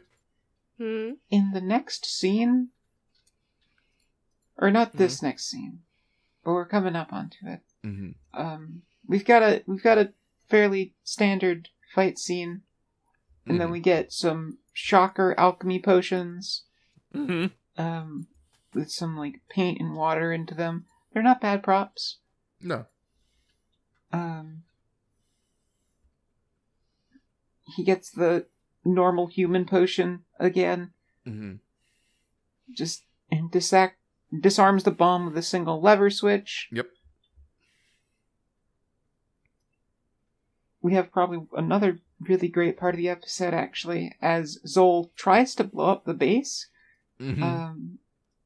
but doesn't, so he just smacks the button a bunch of times. Yeah. Literally starts just hitting it like an angry child, and I love that. It's very good. But the most frustrating part of this episode is this next shot. Yep. What is this? I genuinely don't know. I mean, there's this shirtless man. Kamen Rider just runs up to him, says, "How many left?" And the shirtless man just says, "Just this one." So, which obviously, and then Kamen Rider runs off, and that's it. That's the end of that scene. There's no elaboration. Again, more evidence that maybe this was supposed to be a two-parter that got smashed together. Obviously, one can infer from what is being seen. We've got a shirtless dude, we've got Kamen Rider, we've got a mole person being fed the green potion. So obviously, Kamen Rider must have saved a mole person and said, "Here, if you get the other mole people to drink this, they'll turn back human. Go administer it to the other slaves while I continue to bust ass in the base." Obviously, that's the scene. That's what we didn't see. But the fact that we didn't see any of that is kind of the issue. Because in the context of the show, the scene makes no goddamn sense. And is that to imply there was, like, earlier there was the number of, like, here's 300 or something, like, mole people? I think it was like 40 or something. 40 is still a lot. Mm-hmm. Yeah. Is that to imply that all of those mole people are dead? Well, no, it's to imply that they are in fact alive now because they've all been turned back into humans. There's definitely a chunk of mole people that died. They worked themselves to death. Well, yeah, obviously. So they had those to ones replace are- some of them. Right, but like the idea is that whatever mole people were still alive, at the time of all of this that was supposed to be going down, they have now been turned back into people. Okay, I guess I see it through the shadows as pouring down the elixir and not strangling the mole person. Yeah. I could definitely see how you would see that because It was a weird position. Yeah, weird lighting. But yeah, that's at least to my understanding. Yeah, that is obviously it's like all of our understandings are limited because they don't explain any of this at all, like even remotely. Mm-mm. They just kind of. I mean, like Gopher said, there's this one scene that is interlaced in the middle of all of Kamen Rider doing stuff in the base, and that's all we get. So it's not great, but it's just one of those sometimes you got to use your context clues. Is maybe the only thing I can think of is that guy is actually the person from the very beginning, the jogger. No, it's definitely not. The I dude, don't I mean, think he it looked is. different. Just like body shape wise. But I have no better explanation. I mean, like, as much as I can sit here and be like, oh, I understand what happened. It's, here's what was going on, etc., etc. It doesn't change the fact that, like, you're right. They did this scene poorly. They didn't explain anything. They should have, like, done better. Like, this scene is not... This scene would absolutely give you minus points in any other context. And with this one, it's just one of those things where you're going to have to... Sometimes... And what I'm about to say is a wild concept. So I need you all to trust me and understand where I'm coming from and try to not immediately cancel me on Twitter.com. But sometimes... If you don't, we're gonna kick you off the podcast and replace you with a toucan. Fair. So consider that. Look, I have to speak my Or truth sorry, here. Woody the Woodpecker plush. I have to speak my truth here. Sometimes, when you watch a kids show from 1971, there are parts of it that aren't written so great.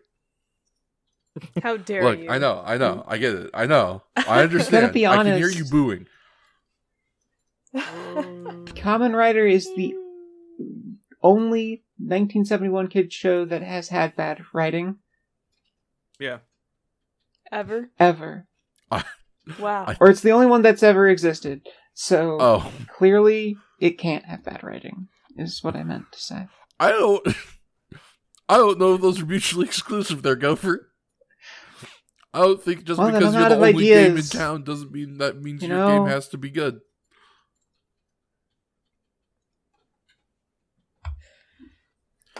But I digress. Look, the point is they fucked up, and sometimes that's gonna happen. It's happened before, it'll happen again, surely. Yeah, absolutely. But from there we just go ahead and jump straight to the motocross race. We're watching Taki. He's biking up a storm. I think I could never actually really quite pinpoint what place he was in ever, but I think he was doing good. Everybody from the Moto Club is cheering him on, except for Yakta, obviously, who is just kind of crouching in a corner being creepy. The fact that nobody didn't notice him slink away is very strange. Too into the show.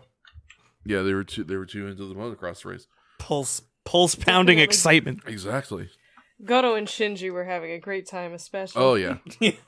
Yeah. There's a scene wherein Yuri is watching the show with some binoculars, and Goto just rips them out of her hands so that he can share them with Shinji, but he turns them backward. It's such a good bit. Legitimately. So it can reach both of their eyes, I guess? I don't know. These kids are idiots. So. Yeah. That's how you make the binoculars go very far from you, in fact. They wanted to increase their field of view. I did like doing that as a kid because it was funny to me. It was just like, whoa, everything's so tiny now. But like, I did that with the motorcycles. pups and such.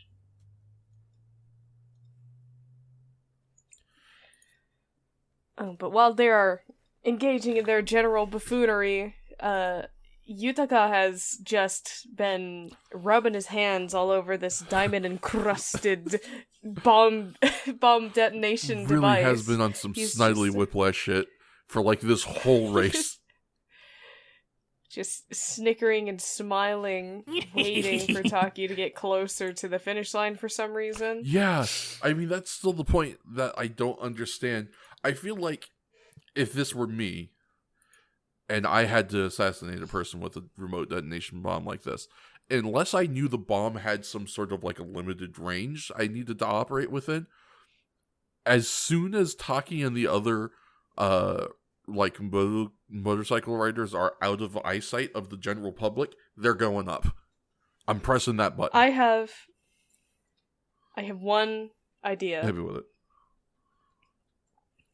And it kind of maybe includes another idea, but basically, first of all, if you just wait till the end of the show to do it, you still get a show. Yeah, this is true.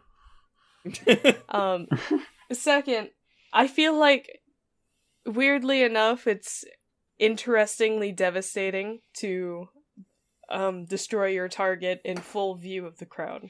I mean, that's definitely devastating. I mean, you know what? Actually, Yeah. You saying in full view of the crowd just made me consider something I didn't consider previously, which is that maybe he was just trying to make sure he could have visual ID on, like, Taki's death. Maybe. Like, maybe he just wanted to make sure it was at a point in time where he could definitely see Taki, so he could be like, yes, for sure. Especially because that actually kind of tracks with what happens afterwards in the actual episode, too. So I guess let's just go ahead and get into that. So we're watching Taki. He's racing. He's making his way to the finish line. We see, now that, fresh off of his victory at the Shocker base, Kamen Rider is on his way to save the day. Taki is, just about to get done with the thing when Kamen Rider comes over from the opposite direction. They both do a big jump. Kamen Rider knocks Taki onto, off of his bike and onto his or something. I feel like I have to at this point at least specify that Kamen Rider does not simply push Taki off the bike or grab him and run. Kamen Rider does an aerial somersault and drop kicks Taki up the bike. He needed to get the man off of there fast, and he knew how to do it. It's the only way. Hayato does not play around, and I really love it. Hayato seems to know that Taki can take a hit, now that he has both drop kicked him and used him as a battering ram for a force field. Yeah. Don't worry about it. Yeah, he's real tough. Taki's made of sturdy stuff. He's the kind of man that can take a beating, if you know what I mean. Oh dear, there it is. Yeah, people punch him a lot and he gets back up. Yeah. He's getting punched by Nazis every day. Yeah. Never mind, I'll refrain. No, please. Go Remember what I said last episode. Moving on. Everybody has one as a requirement.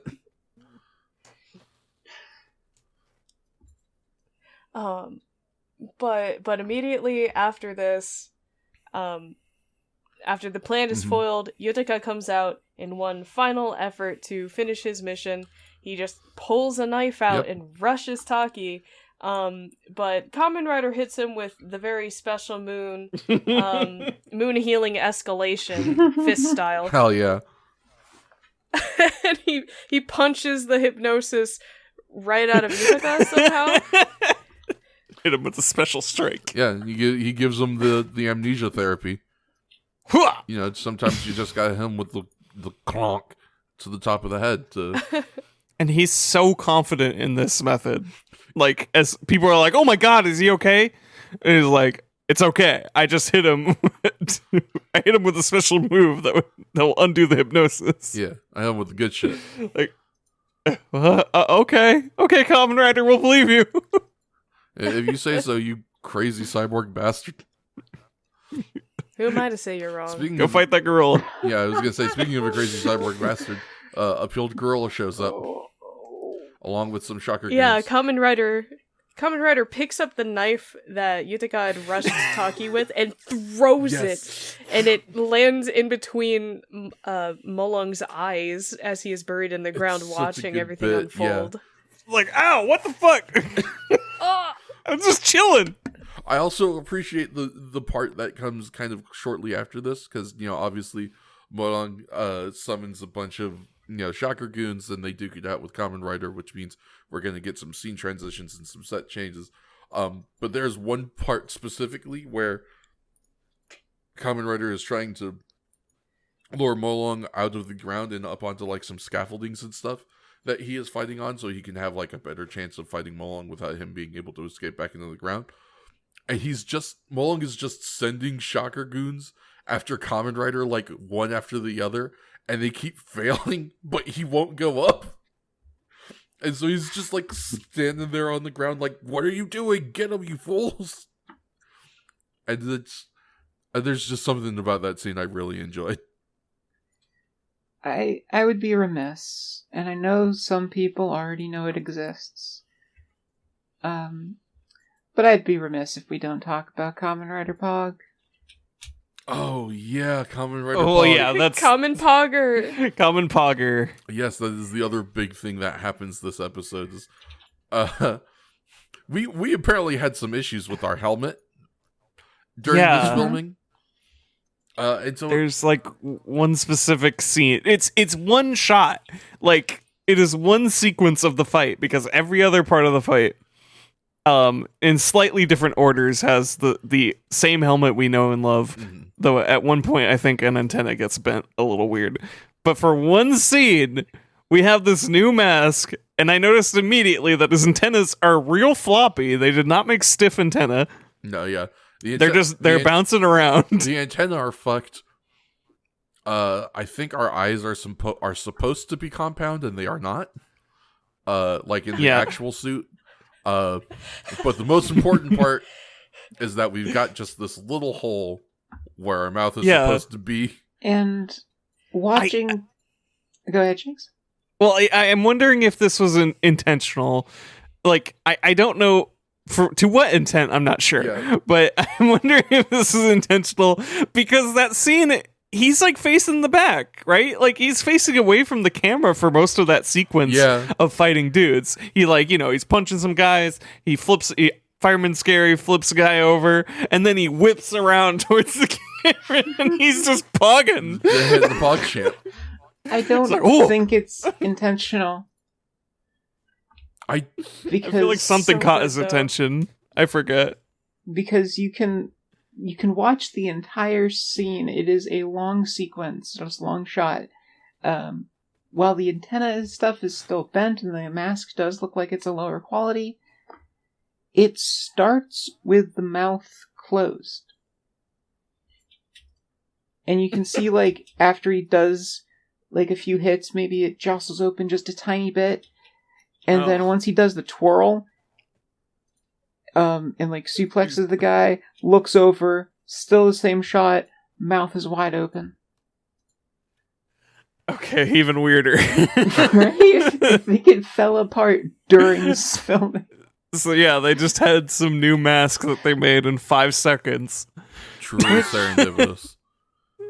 Funnily enough, it ripped open a little. I think that's just duct tape. Also happened with Starfinger's costume.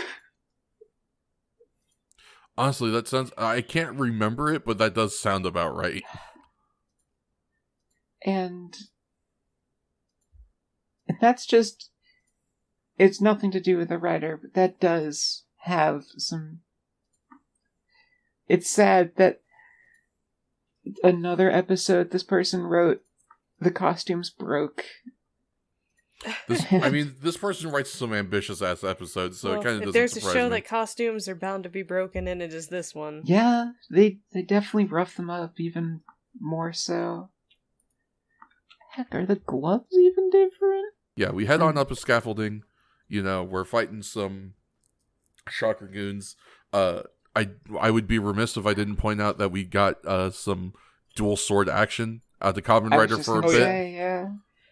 Yes. And that was fucking great. Just laying into him. Still can't pierce the gorilla. Yeah, still can't pierce the gorilla, but he's just whapping him. He has a plan now. So Common Rider, Yeah. He's got him on the scaffolding. He's fighting with this guy. I don't even actually.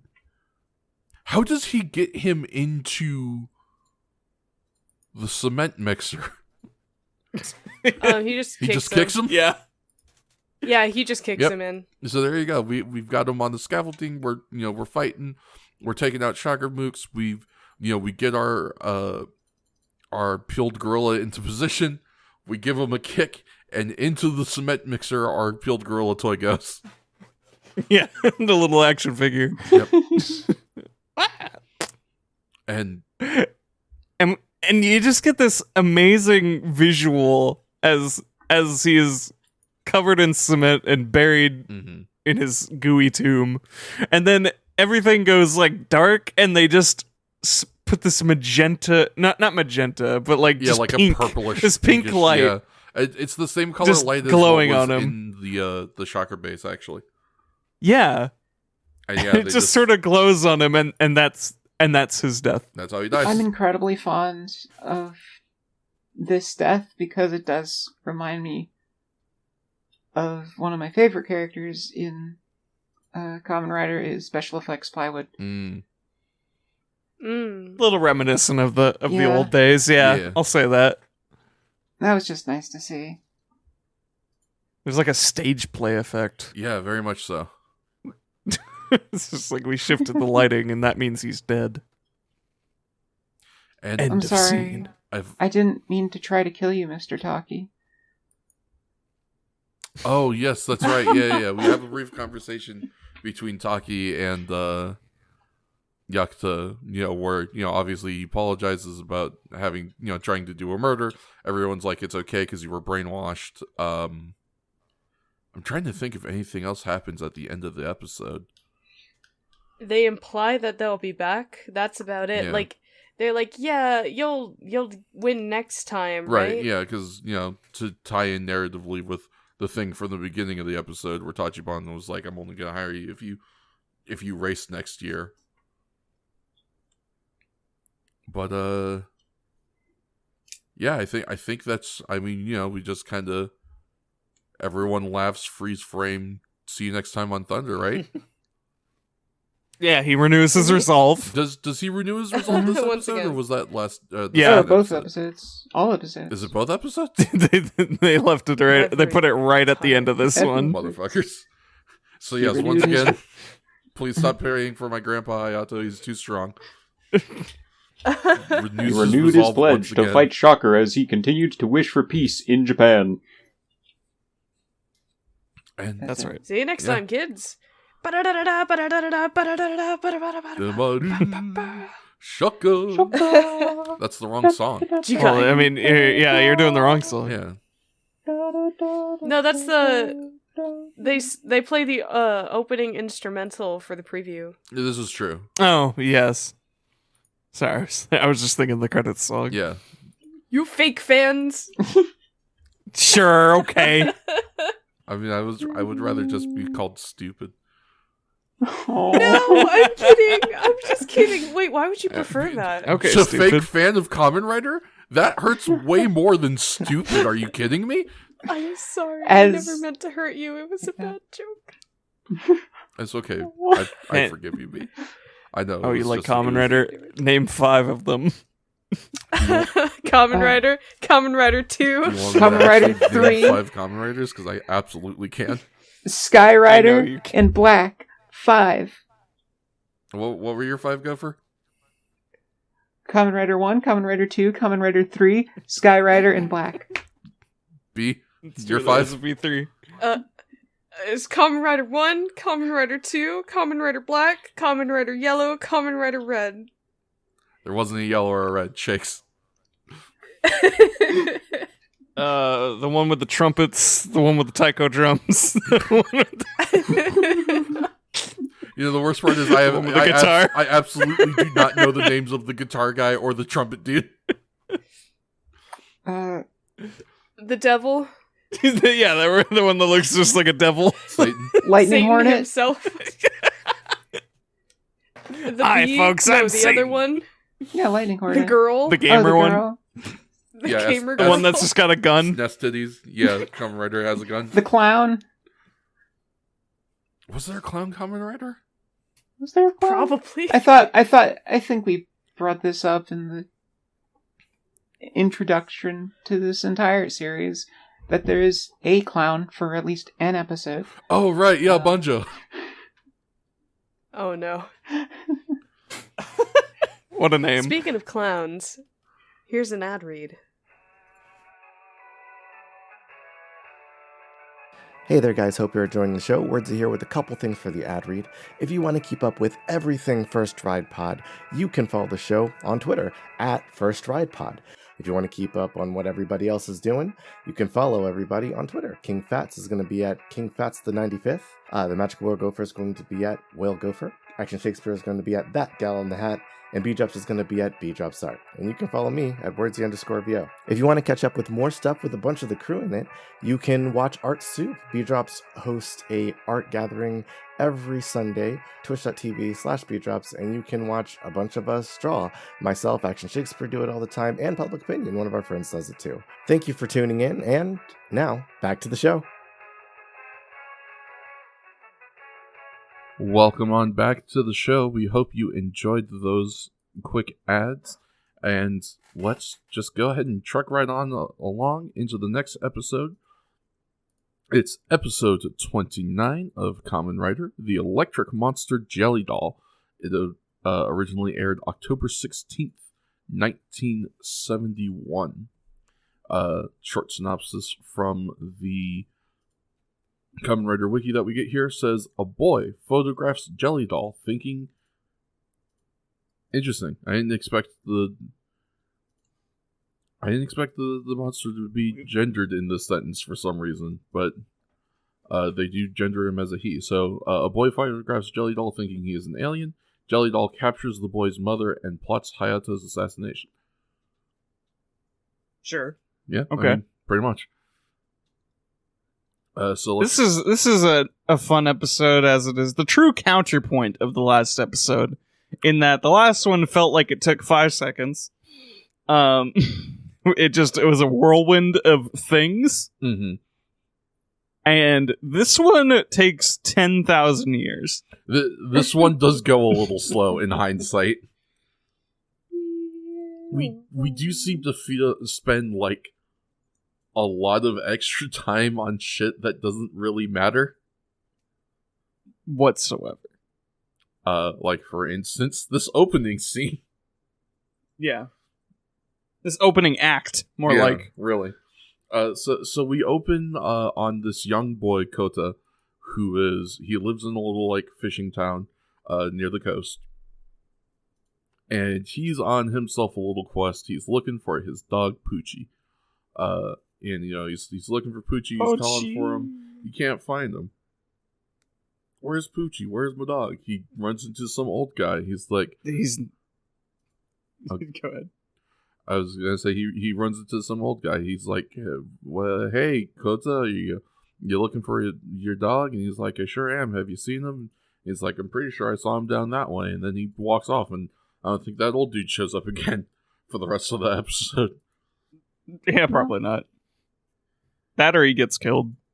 Or he gets killed. Was that not the same guy who gets killed later? It might be the same guy who gets killed later, actually. I think it might be. The point that we can't tell, I think, is telling. The real point is that Poochie is not on screen, and so we must all be asking, where's Poochie? Yeah. Poochie. Pochi! Or Pochi. Poochie.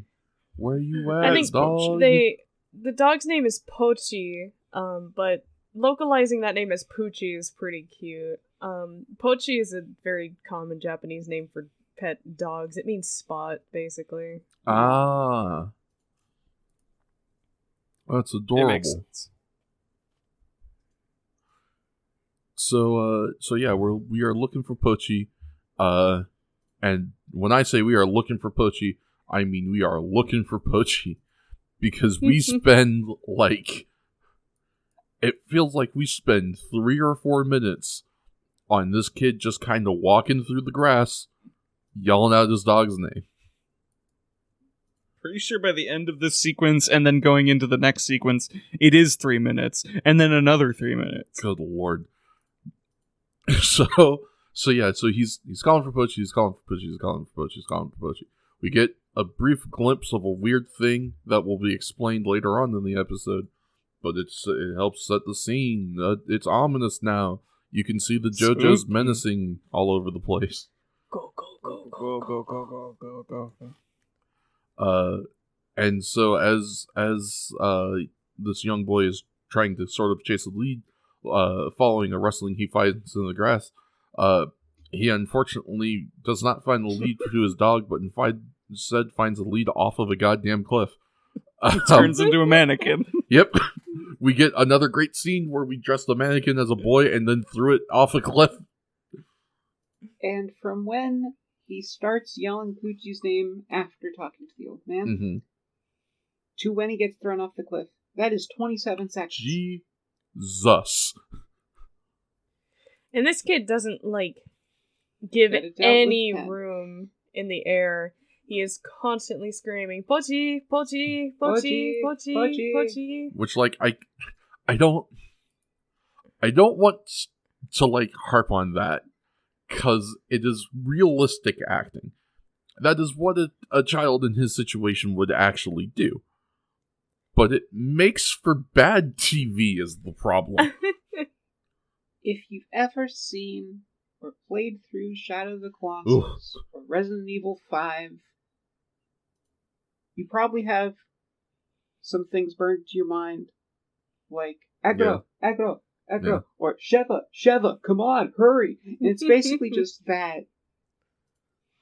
Yeah, that's in dog form, which what's means Pochi. it's slightly better, but gosh. Well, hey, I for one like aggro, so More than a dog? Fair point.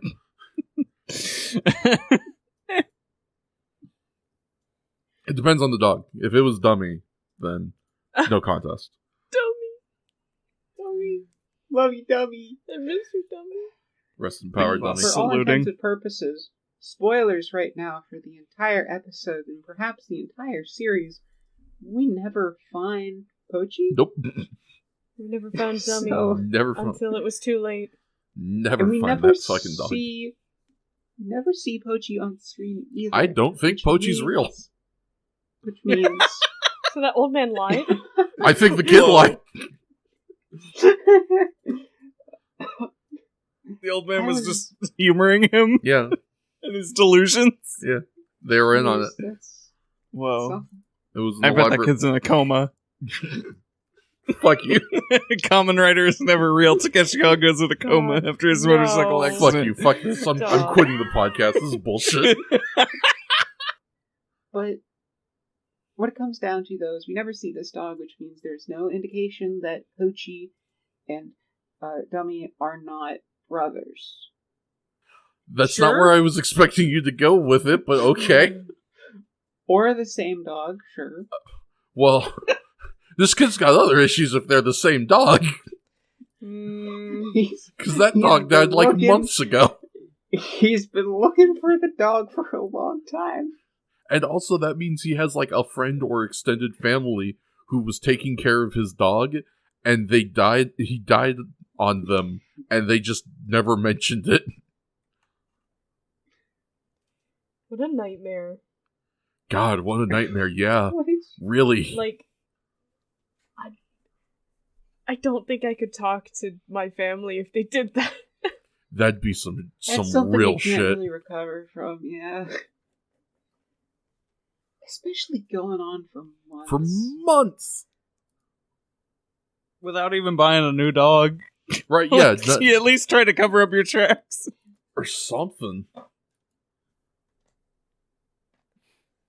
No, he ran away.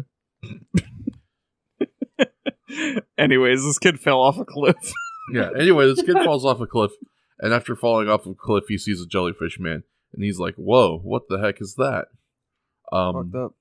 Yeah, and then he keeps looking for his dog, and then he sees the jellyfish man again, except this time he watches him murder someone. Yeah. It's an alien, he shouts. Yes, yeah, he sees this Which is jellyfish fair. man, and he's like, Yeah. oh my god, it's an alien, which, yeah, was very fair for Jelly Doll. Weird tentacle beast is assaulting people. I do like In that broad daylight. they tried to justify that, like, later on in the episode, Mm-hmm. because it's really silly, and it didn't need justification. Like, it would have Yeah. made sense for a kid to see something like the Jelly Doll and assume it was a fucking alien, but whatever, let's justify it later. But so he sees what he believes is an alien, and so he does what any reasonable boy would in the 70s, and he goes and he gets a policeman, and he tries to get that policeman to come with him so he can see the alien and see the dead body he found, and this policeman is not fucking buying it. It's just a goddamn comedy routine It for really another is. 3 minutes. And it's a I good saw an comedy alien. routine. No, you didn't. I saw a dead body. No, you didn't. Yeah, basically. Leave me alone, kid. Yeah. Yeah, God. Well, Go you're away, bad at your kid. You're job, bothering me. I'm like, basically, this is the plot, the start of the plot of Persona 5, and Is it really? I will not elaborate. I mean, Wow, the game that inspired Persona 4? yeah, Shut the fuck up. because Kill your parents. Okay. Cool. no, I won't elaborate. Bet. Yeah, go ahead. Actually, no. I'm sorry, go for you were saying? Nothing. Oh. Alright, well then. Back to it, I guess. God.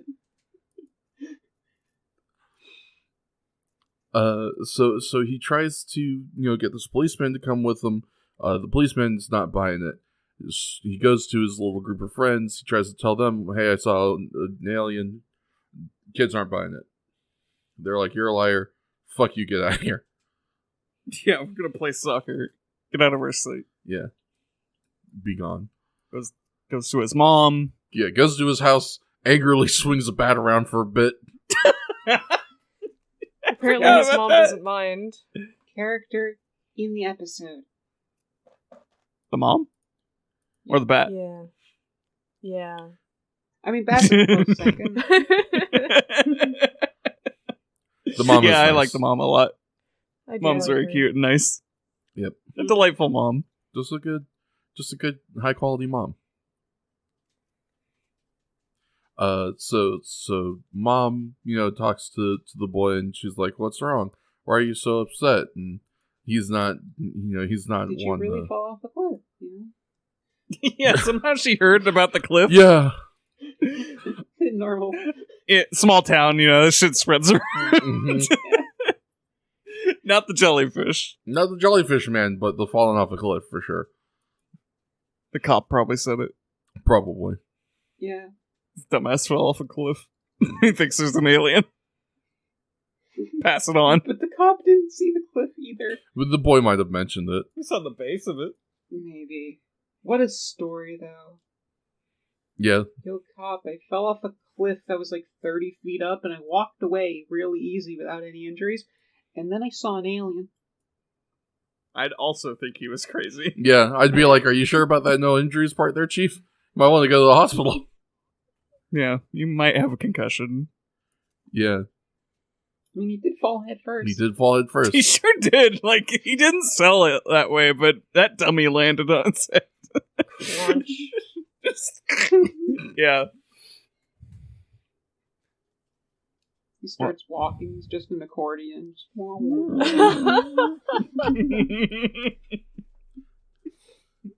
Got a wibbly wobbly spine. So he's comforted slightly by his mom, and he asks, "Hey, does Big Brother still have his camera here at the house?" Which mom is immediately like, "No way! You know your Big Brother doesn't like it when you touch his camera."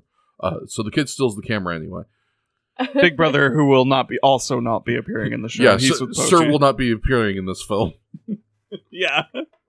maybe Pochi is the Big Brother as well. This kid is just hyper delusional, but everyone's just going along with it. Yeah. Poor Well, kid. you know, he's an unreliable narrator as a kid. Maybe they're not going along with it. He just perceives it as such. Yeah. Maybe. Sounds like such a lonely kid. If his only delusions are, I have a dog and a big brother. Well, he doesn't have a dad, so it does kind of stand to Yeah. reason. You got a Damn. mom. You got your beautiful mom. Yeah, you do have a beautiful single mom. In your area. Yeah. Get yourself another I can mom, help her be kid. less single. Yeah, exactly. Get in line. It's a long one. Fight me. That's what the line's for. Anyways, moms. Speaking of and they're finding hot. things. Yeah. Yes, there you go. Better segue.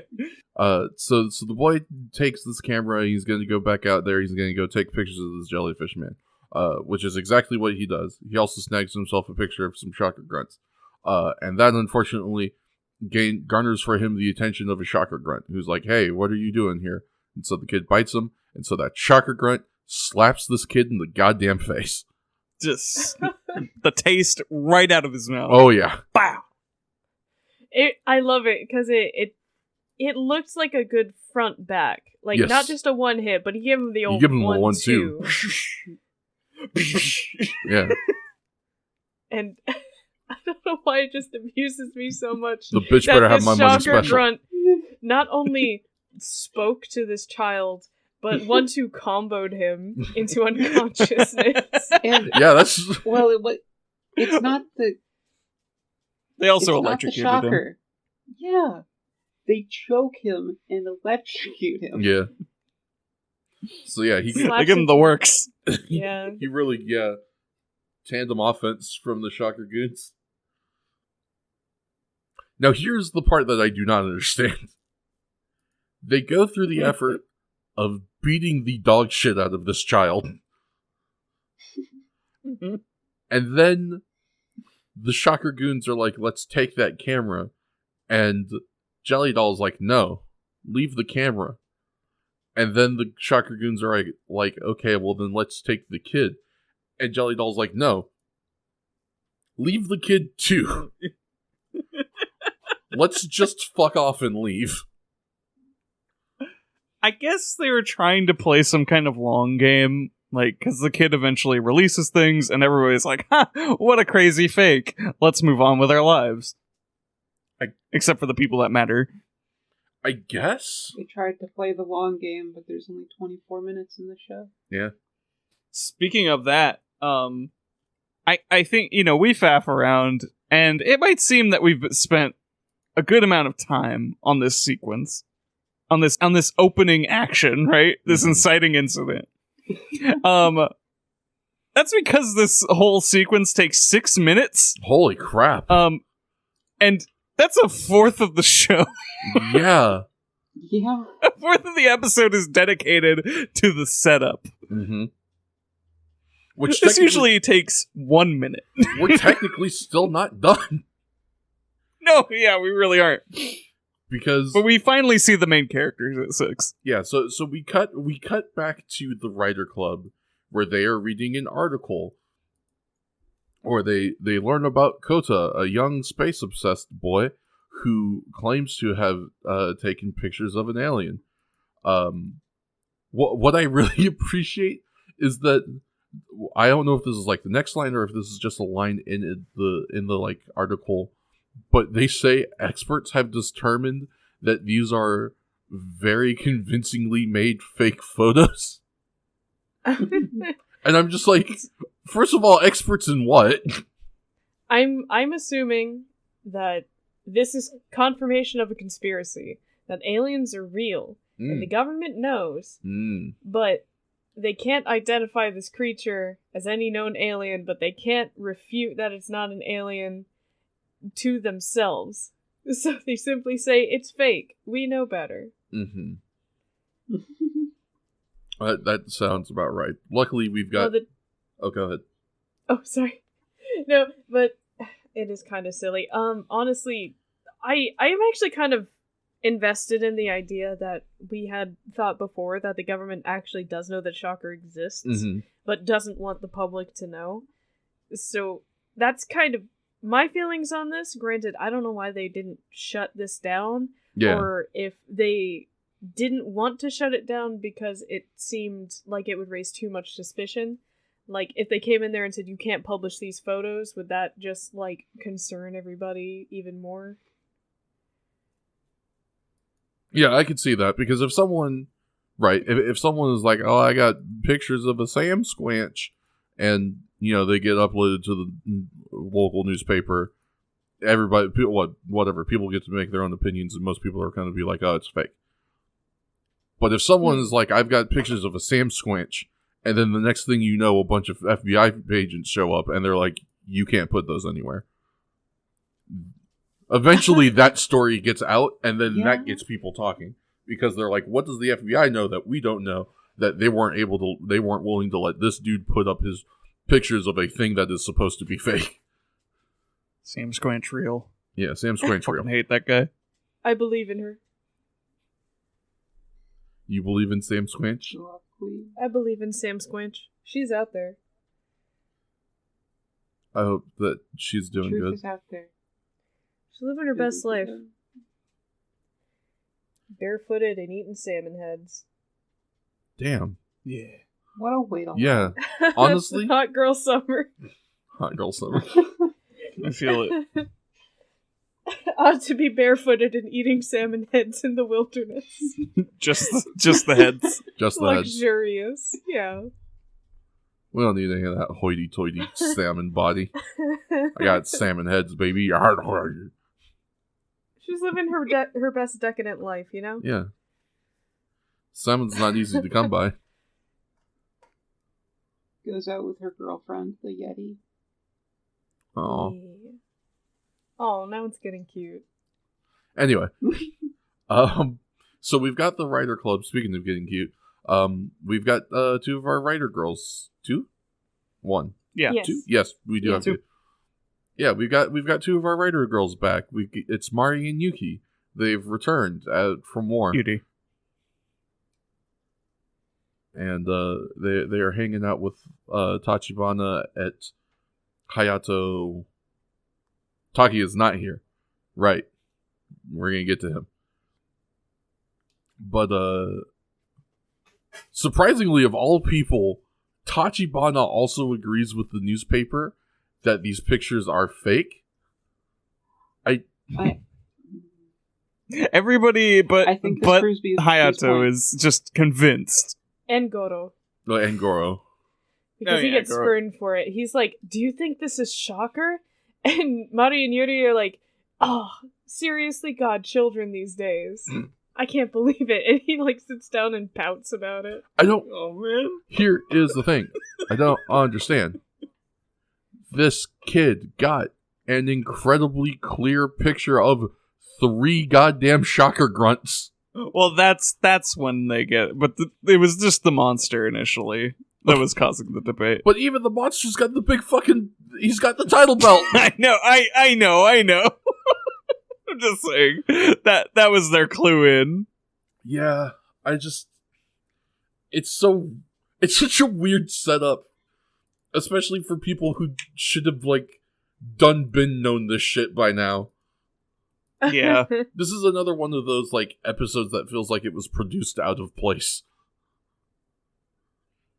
because it's just not. I just don't know. Yeah, it's just not consistent with like the narrative that we have already established at this point.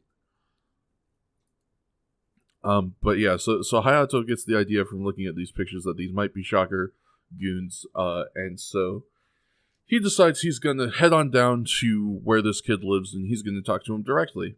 And when he arrives, he has a nice conversation with the mom, who, poor mom, she's so embarrassed about the silly thing that her son has done that has now gotten into the newspaper.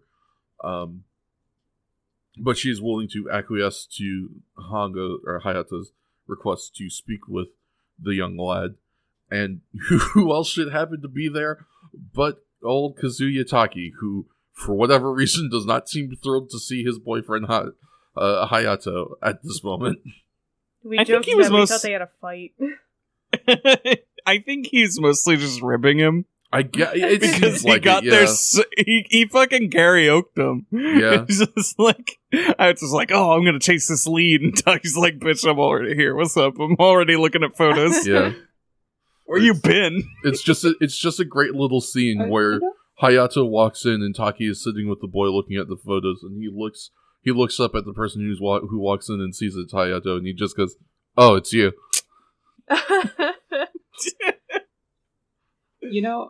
I actually have to agree with Shakes. This is definitely a term of endearment in this case. Yeah.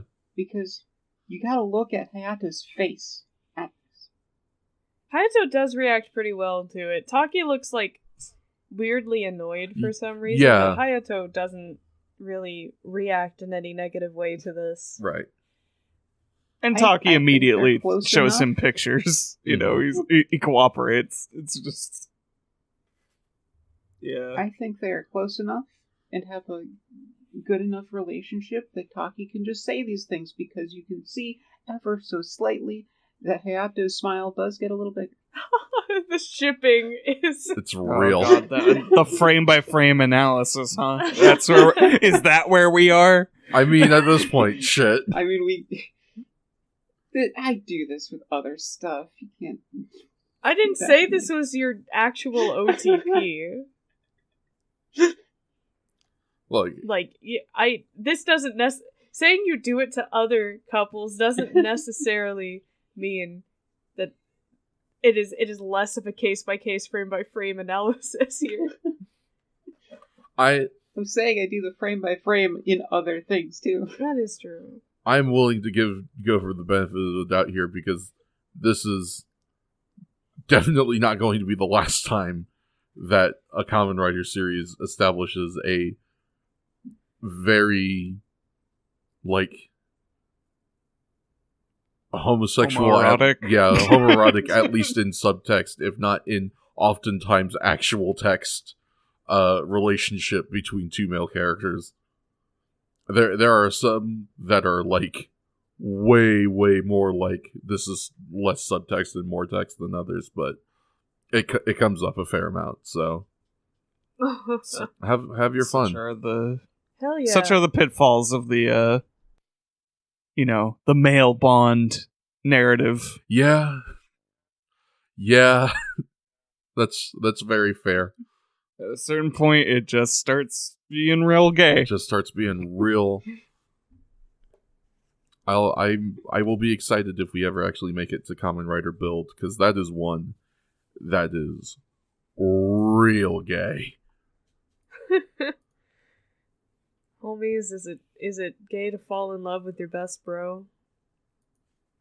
Yes, but in the good way. Nice. Nice. Nice. Nice. Nice.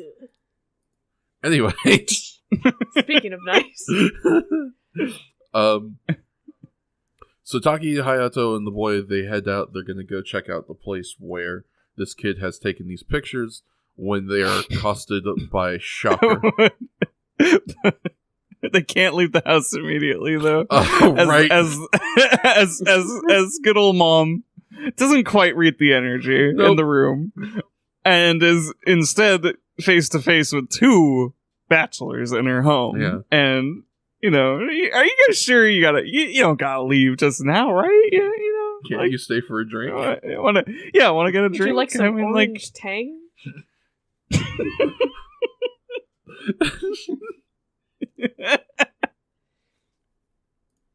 She looks so distraught when they all just leave. I haven't seen Yeah. a man in years. A man. Honestly, yeah. She just Maya. looks. I feel for her. It's like, oh man, lady, I'm sorry. Sorry, You ma'am. could probably use a nice time. These men are spoken for, unfortunately.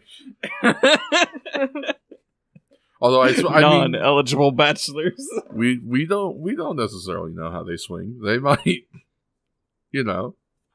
might be able I mean, to. Taki got married once. Supposedly, yeah, that's fair.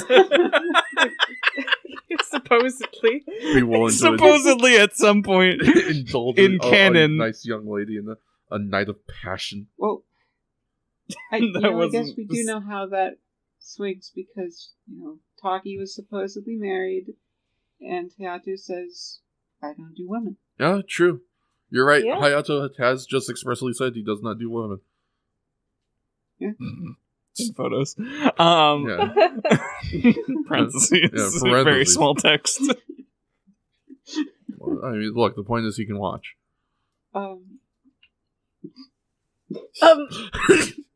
But so complete All right, yeah. backtracking, like a 757 angle, right?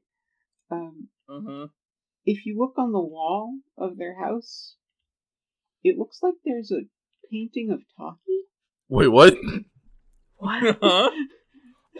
Like it,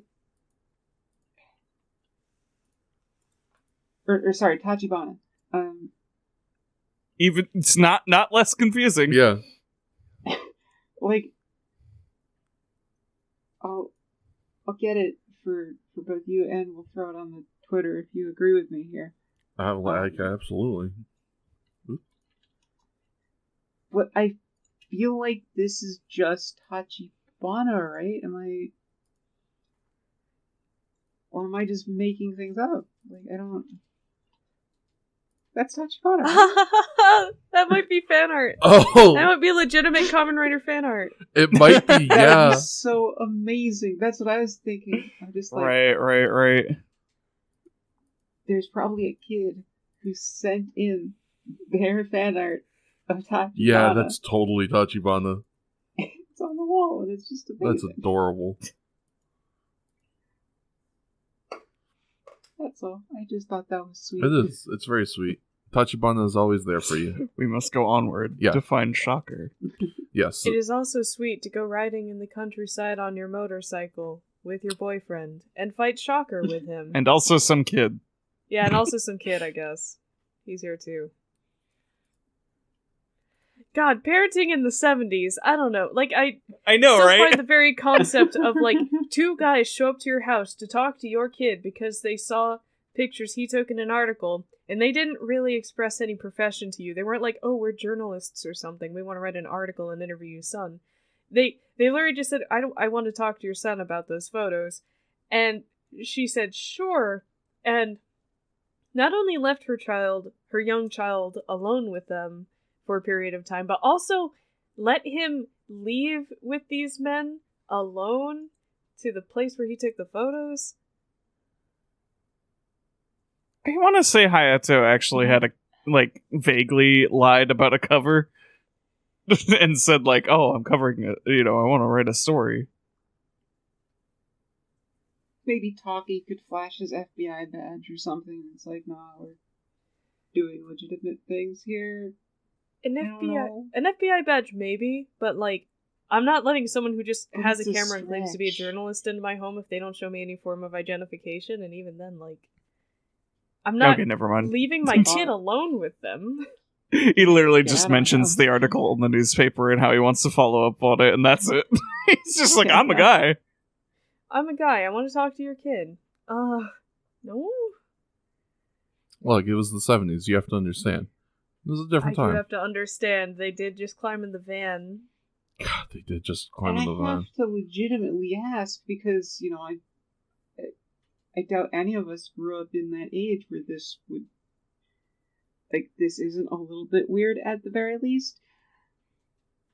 So is that just like was that just a cultural thing, or is it just a writing thing? Because I just don't know. I mean, a small part of it is cultural, but otherwise I don't think so. Like, cultural in the sense that, even to this day, Japanese children generally have a much greater amounts of, I guess, autonomy, freedom. They, in the sense that they like go to school by themselves from a very young age. They're sent to run errands from a very young age. Things like that. Things that like, generally speaking, unless the school is extremely close, not too many children at like 8 years old would be told it's okay for you to walk to and from school, but that's very normal over there.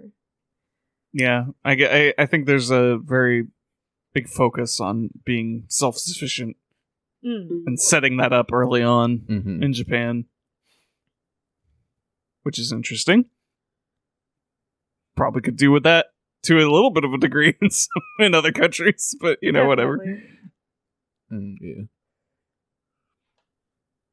But they literally like took the kid and put him on the back of a bike and left. I don't know. Yeah. You'll let the strange men take him on a motorcycle ride. Not great. Yeah, it's not a great look. And then they get chased by Nazis. Well, she didn't know about that which part. Is not another. This is why you ask follow-up questions. Do you regularly fight Nazis? I just want to know before you hang out with my son. Yeah, you have to tell me or it's entrapment. Not to say that I do not support the fighting of Nazis, but also he's 8. Yeah. Or 10, or whatever. He's got to be at least 12 before this happens. Yeah, you don't fight your first Nazi in Japan until you do. It's a big rite of passage. It's like a bar mitzvah. Everybody gets together. It's all celebration. So off they go to fight Nazis. Yeah, off they go in the wild blue yonder. Exactly.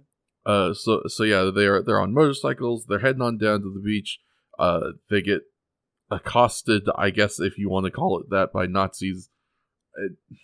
I mean, really, it's just a bunch of Nazis follow them on motorcycles. There's not much else that happens. They get followed by Nazis. They don't get a lot of time to be menacing because Hayato immediately turns around, attracting the attention of the one with a brain. Yep. Who also, I don't know if I can qualify that, because he turns around only to find that Hayato has turned back around and just whips that man off a cliff as he's passing by. And starts the fight. Yeah, we got ourselves a transformation into Kamen Rider. We start beating up some Shocker Mooks. I'm trying to think of if there's anything pretty significant that happens in this Mook fight before Jelly Doll shows up, or if the majority of the significance of this fight is with Jelly Doll. The parts of the Mooks happen really fast. I just distinctly remember that because he takes 2 of them out, flips one of them over, but that one lands, and then the 4th one and the 3rd one are just sort of doing nothing, and Jelly Doll is just like, alright. Yeah. Alright, now I'm gonna fight you. Yeah, so Jelly Doll shows up, we start fighting, we finally understand. Looking GNC as fuck. Yeah. So, kind of to harken back a little bit to my surprise that Jelly Doll being gendered in the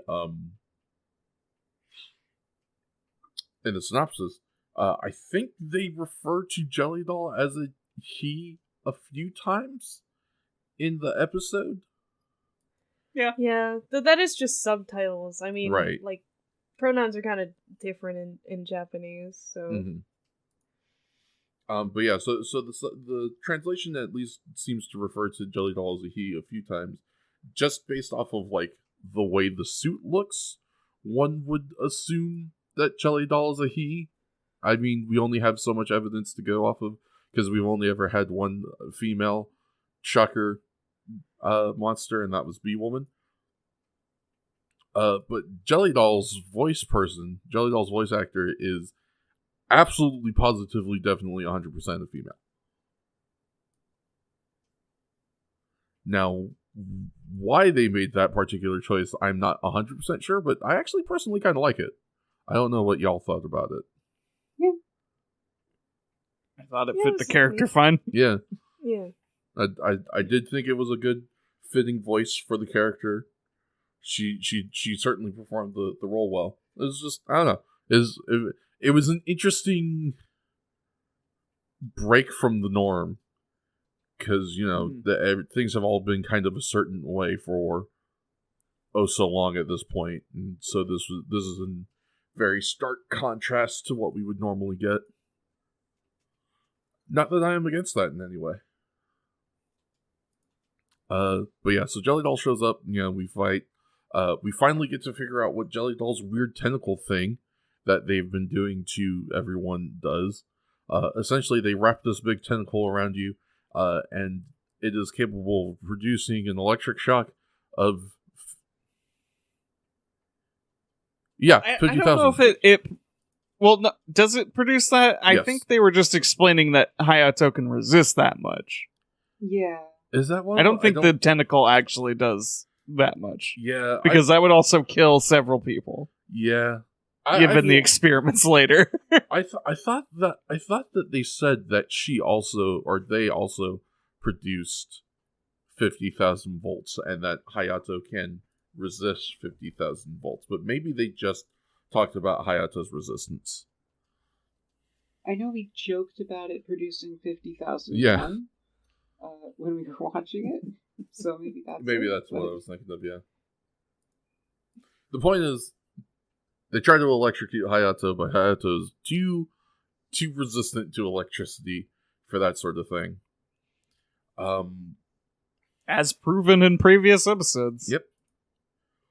The circumstances of both Kamen Rider's creation. That sucker full of electricity. I'm trying to think of anything. Oh, right. So we get the teleporting shocker grunts. We get a bunch of shocker mooks with knives who teleport in. That's a fun little bit. And then we get to a part that I personally really enjoyed in this fight, which is as Kamen Rider and Jelly Doll are fighting, Jelly Doll starts to get the upper hand. They've got Kamen Rider in the ground and pound, and so in a desperate bid to kind of even the odds, swing things back into Kamen Rider's favor, Taki rolls up with a big old stick and just whacks him with it. And then gives that shit to Kamen Rider. Yeah. It's wild. It's just it's delightful to see. It's so effective too. He forgets to sell it for a second. He whacks him and there's a full second delay and he's like, whoa! Throws himself. Big old stick.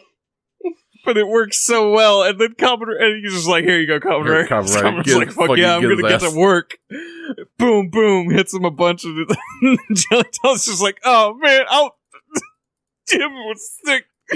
I'm out of here. It would be better. Fuck you guys. I think it would be better with if it was a bunch, but it is specifically twice. Kamen Rider hits Jelly Doll twice with this big ass stick, and then Jelly Doll's I was thinking a maximum of 3. Yeah. Jelly Doll's like, "Fuck you, I'm leaving." Fine. Fair. I'm out. Hit me 3 times with a big stick. I'm out. I'm gonna ask you a question, Fats. Have you ever been hit with a big stick? Not a stick that big. I have been hit with a big stick before. Because it hurts, and I'd be out too. I'm not a cyborg. Yeah, that's the thing, is I'm also not a cyborg. But I guess it is cyborg on cyborg, so it might as well be person to person. That's fair. Yeah. And also, we don't know what parts of the cyborg is there. The squishier parts. Mm-hmm. There are jellyfish. Yeah. Should all be squishy. Right, exactly. Look, just bounce into it. All I'm saying is that jellyfish is lucky that it was the big stick and it wasn't like a fucking thing of bamboo. Bamboo hurts. Slappy. Yeah. Whoosh. Oof. I have not with bamboo, but like the invasive bamboo. I forget what it's called, like rotweed or whatever. That really does hurt because you think it's gonna break, but it doesn't. Bamboo's real sturdy. You're like, okay, jeez. A lot of give. Unless it's dead, in which case it's hilarious. Yeah, dead bamboo is pretty weak and pretty easy to deal with, but live bamboo does not fuck around. Y'all hit that against rocks for days and it's not gonna shake. Nope. So yes, we have that fight. I think we cut to commercial, right? Mm-hmm. Yeah. So Yes. we have the fight. We cut to commercial. We cut back to commercial where we see a transformed Hayato rolls back up and is like, I got lost during all the kerfuffle and the panic of that attack. Are you guys okay? And Taki makes the I forgot he pulls that shit. Yeah, Taki makes this slight little remark where he's like, if it wasn't for the Kamen Rider, we don't know what would have happened. Which I personally really appreciated it because in the episode, Hayato doesn't have like a line as a response. He just kind of goes, and there's just something about that I really enjoyed. But yeah, so they all meet back up and they head out, and I think this is where we. Yes, okay. We cut to the shocker montage, base, right? Oh no, we get the plan first. Yes, we get the plan first. The absolute clownery. Yeah. The absolute buffoonery of a plan that this is. Before the Turn them into buffoonery, electro people. before the buffoonery is described, it's a pleasant place though because it's a lighthouse and there's another beautiful mural here as well. The jellyfish mural is really nice. Ooh, yeah. It's absolutely gorgeous, and it is a brief reprieve from the horrible clownery that is about to happen. It's the absolute clown tactics that we are about to get hit with. So, Clown tactics aside, though, we haven't really gone into this, but I genuinely like Jeldar or Jelly Doll's suit. Yeah. I think It's pretty good. Creative and well. Yeah, Jelly Doll has a really Jelly solid Doll's suit. cool. I wish there was more going on the body, but aside from that, it's very solid. Yeah. I think some extra pattern could have worked because you got the suction cups for some reason, but like they're still good and they're tactile. Yeah. And they had a cool tentacle. Yeah. Looks like a leech from Dark Souls that just lashed. What I would have liked is because you can kind of see what type of what kind of jellyfish Jelly Doll is sort of modeled after in the mural. I would have liked to have had some like tentacle bits, not unlike those, kind of hanging off of the head. I think that would have been a nice little visual addition. I mean, we sort of get it. It's implied because you got the like plastic strips hanging down.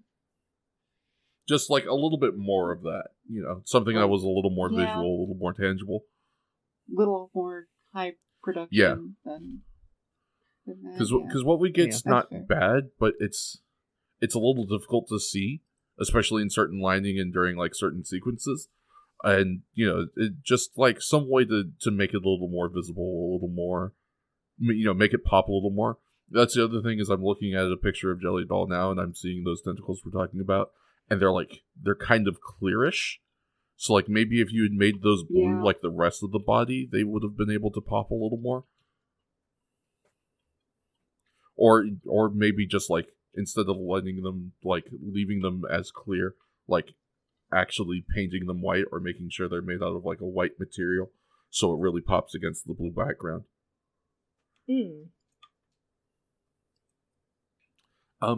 Yeah, I don't know. It feels like it needs a little something, but it's so close. Yeah, definitely. I think they put all their eggs in the tentacle basket. A little bit, yeah. Yeah, which honestly I still really enjoy. I think it's a cool. thing. It's a good suit. Definitely one of the better suits that we have had as of late, especially because I mean, as silly as it is, and as much as I love it for kind of being silly, the peeled gorilla suits isn't great. Like, a lot of the budget on that How suit dare you. goes towards like the big prosthetic bits, and so like the rest of the suit is kind of blah. I mean, you're entirely right, but how dare you? Fair and But he's valid. also a delight to look at. Yeah, like I'm not saying I don't love looking at this dude. It's just also Treat for the eyes. really, yeah. Anyway, Yeah. So yeah, I have my request is to detail what they're doing to these people, and then explain why. I mean that was the plan. So yes. So here's how we're gonna do this. We've got a person. We're gonna put them on the chakra operating bench. We're going to start running electric volts through their body. What we are looking for specifically is someone who can survive an electric charge running through their body of 5,000 volts. Because if they can survive that, then they can turn that person into a quote-unquote electro person. Now, what they can Why? do with an electro person, you see, this is a couldn't person imagine. that is constantly electrically charged. And so they can very easily and very sneakily kill people with them, because this electro person can just kind of touch someone and they will be electrocuted to death. Which their intention here is to use this wonderful technology not to just like create a horde of roving electric zombies that like no one can touch that are running out in the streets trying to touch people. No, they're going to use this for political assassinations. Which They're going to use these is so people wild. to somehow assassinate political leaders of import. By walking up and shaking their hands and giving them the big joy buzzer. Yeah, giving them the fucking Joker joy buzzer.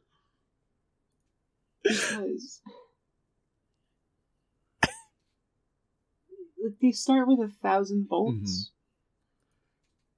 And out of curiosity, because that sounded like a lot, I googled it, and it is sometimes suggested, according to Wikipedia, most common with alternating currents, death at 100 to 250 volts, with death occurring as low as 42, but can go as high as 2,700. Okay, wow. 11,000,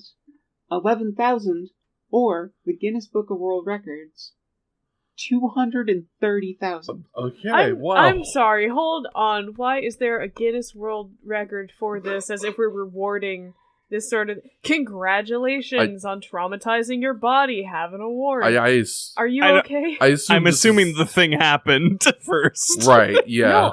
No, sincerely, I understand, but I need everybody to understand that the moment something is put in the Guinness Book of World Records, it is a thing people aspire to beat.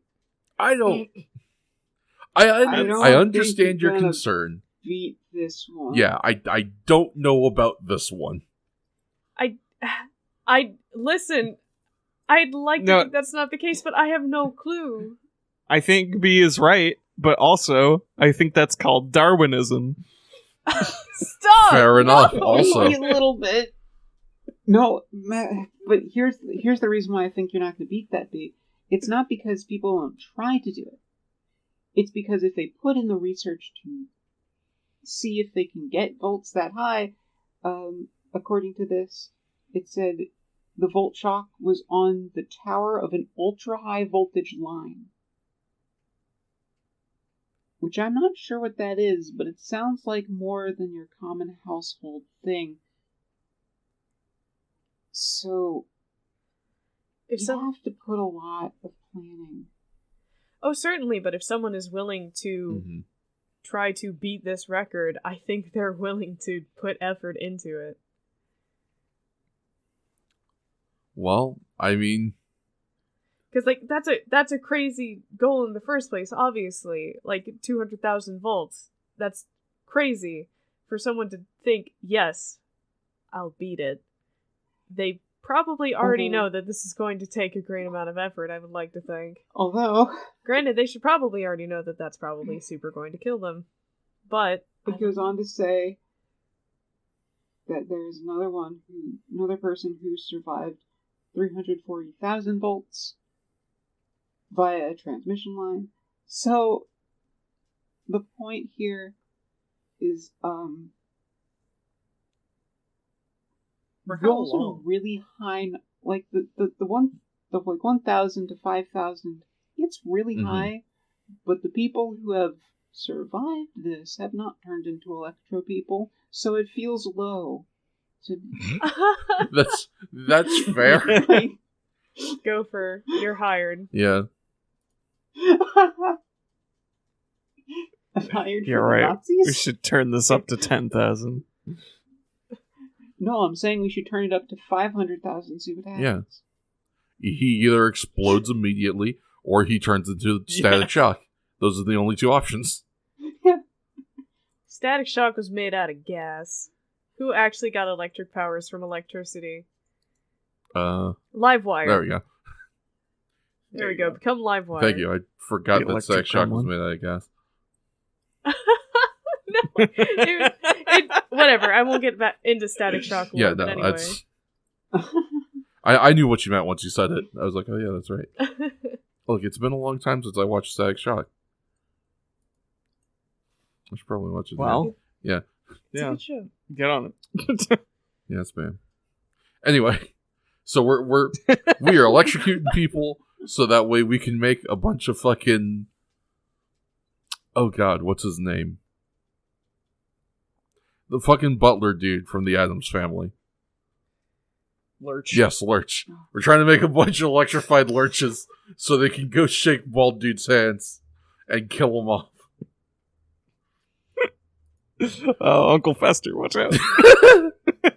It's gonna pop that light bulb up real good.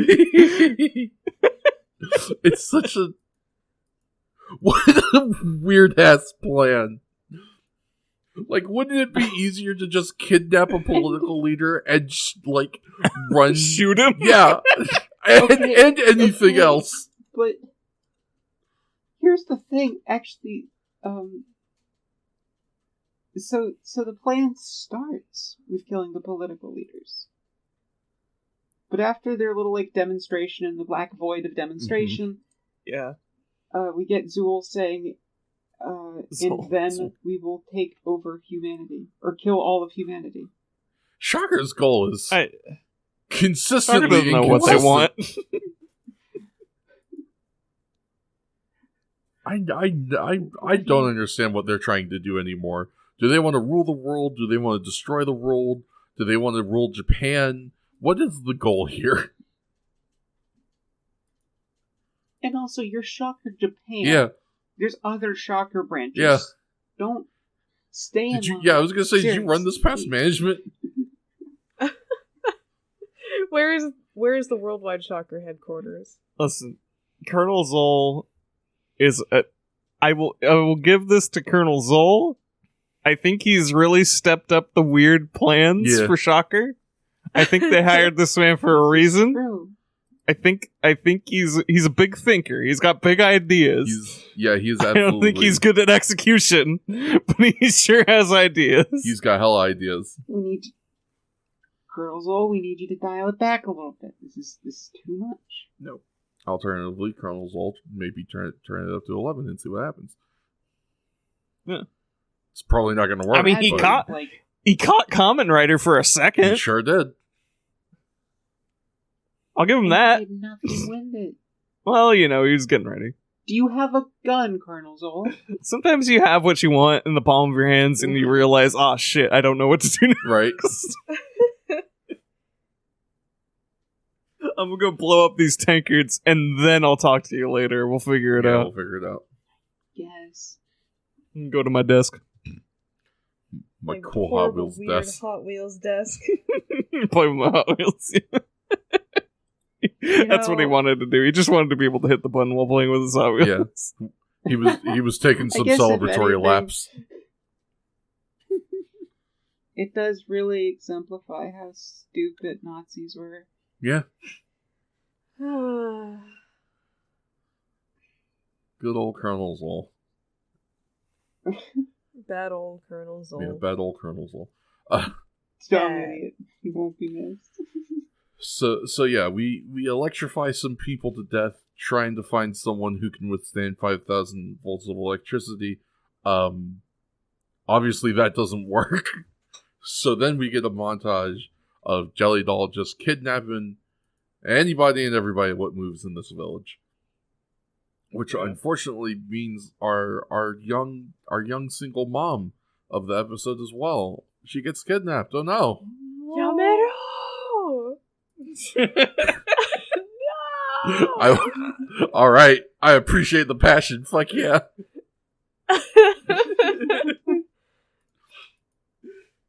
So we have kidnapped a mom, much to B's horror. And they're gonna put her in the thing when Colonel Zoll goes, hey, wait a minute. We can use this mom in order to draw out the Kamen Rider. I don't know how he knows this, but he does somehow know this. I'm going to assume, just through some very easy espionage, he could find out that this woman is the mother of the kid who took the photos that got published. Yeah, that's And fair. Yeah. They also saw that kid with Kamen Rider and Taki. Yeah, that's fair. It's not the hardest It's not the puzzle to figure out. Yeah. It's just it's another Let's assume Shocker's competence for a few seconds before they get back Impossible. into clown mode. Yeah, I was gonna say. They'll get back to clown I mode. don't feel like you will excuse me if I do not want to give Nazis the benefit of the doubt. I just mean basic comprehension. No. I don't even Never. want to give Alright, them that much. fair enough. Fuck 'em. But yeah, so it is decided we are going to use Kota's mom in order to lure out the Kamen Rider, which I really appreciate the way we do this, because so we cut back to the Rider base, where the girls and girl are consulting Kota, who is obviously he's sad and he's crying because his mom has been kidnapped, and Taki, Tachibana, and Hayato are trying to talk about what to do. And some shocker grunt, I assume,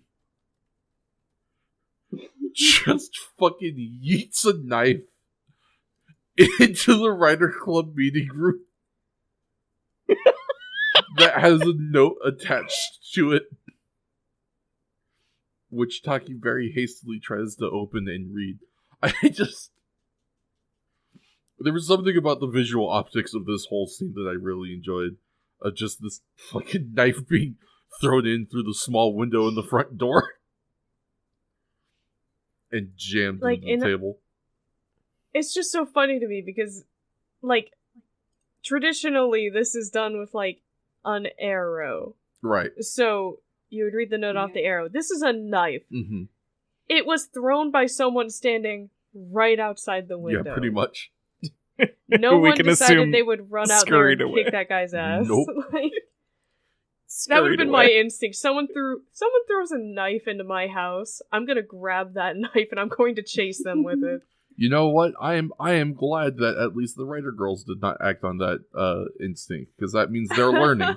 Because the last time somebody threw some shit into the Moto Club, they did exactly that, and it didn't go so hot for them. If you will recall I the crave more Sabotech run. blood than them. Yeah, that's fair. I also, You're also I yeah, I was think gonna Mari say, should You get can more kills. capitalize on that one. Thank you. I also think Mari should get more kills, but there's no guarantee that it's going to That's happen. true. Mari should get a lot more kills. She'll get killed. She kills me every day. It'll just be for dehydration. Listen, I'm listening. I'm very gay. And Mari is very pretty. Yeah. Fair defense. We can't. We Guilty. well, Jesus. All right, execution. I go. I guess that means I'm coming with. Okay, but Yuri in this episode. Well, we'll get to that in a bit. We can spend the end of the episode on that. That's where it is. Yeah. So first we have to get tactical espionage action. Taki Gear Solid. Yeah. Because he's doing another one of his famous shocker-based infiltrations. Because those always go so Those well. always go so well. And this one's off to a strong start as well.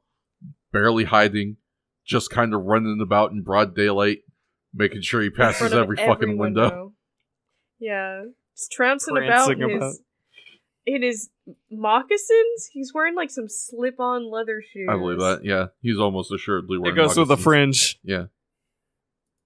Yeah, he's got the fringe and the Mexican vacation shirt. And I bet he got this outfit in Mexico. Probably. Maybe. He's just running about like an oaf. Like, he's trying to be sneaky, but it reminds me of, like, a child playing hide and seek, hiding behind the curtains, not realizing that their feet are poking out the bottom. Mm-hmm. Like, he thinks, I can't see anyone, so they can't see me. It's funny, you said he's running about like an oaf, and my brain just immediately realized how apt it would be to compare this to the scene of fucking Kronk from Emperor's New Groove trying to trying to take Cusco's body out of the city. Dumb and tone deaf. I am so glad I was unconscious for this part. Leave him alone. I love I Kronk. love Kronk. So Taki galumps his way through the shocker base for a bit until he finally finds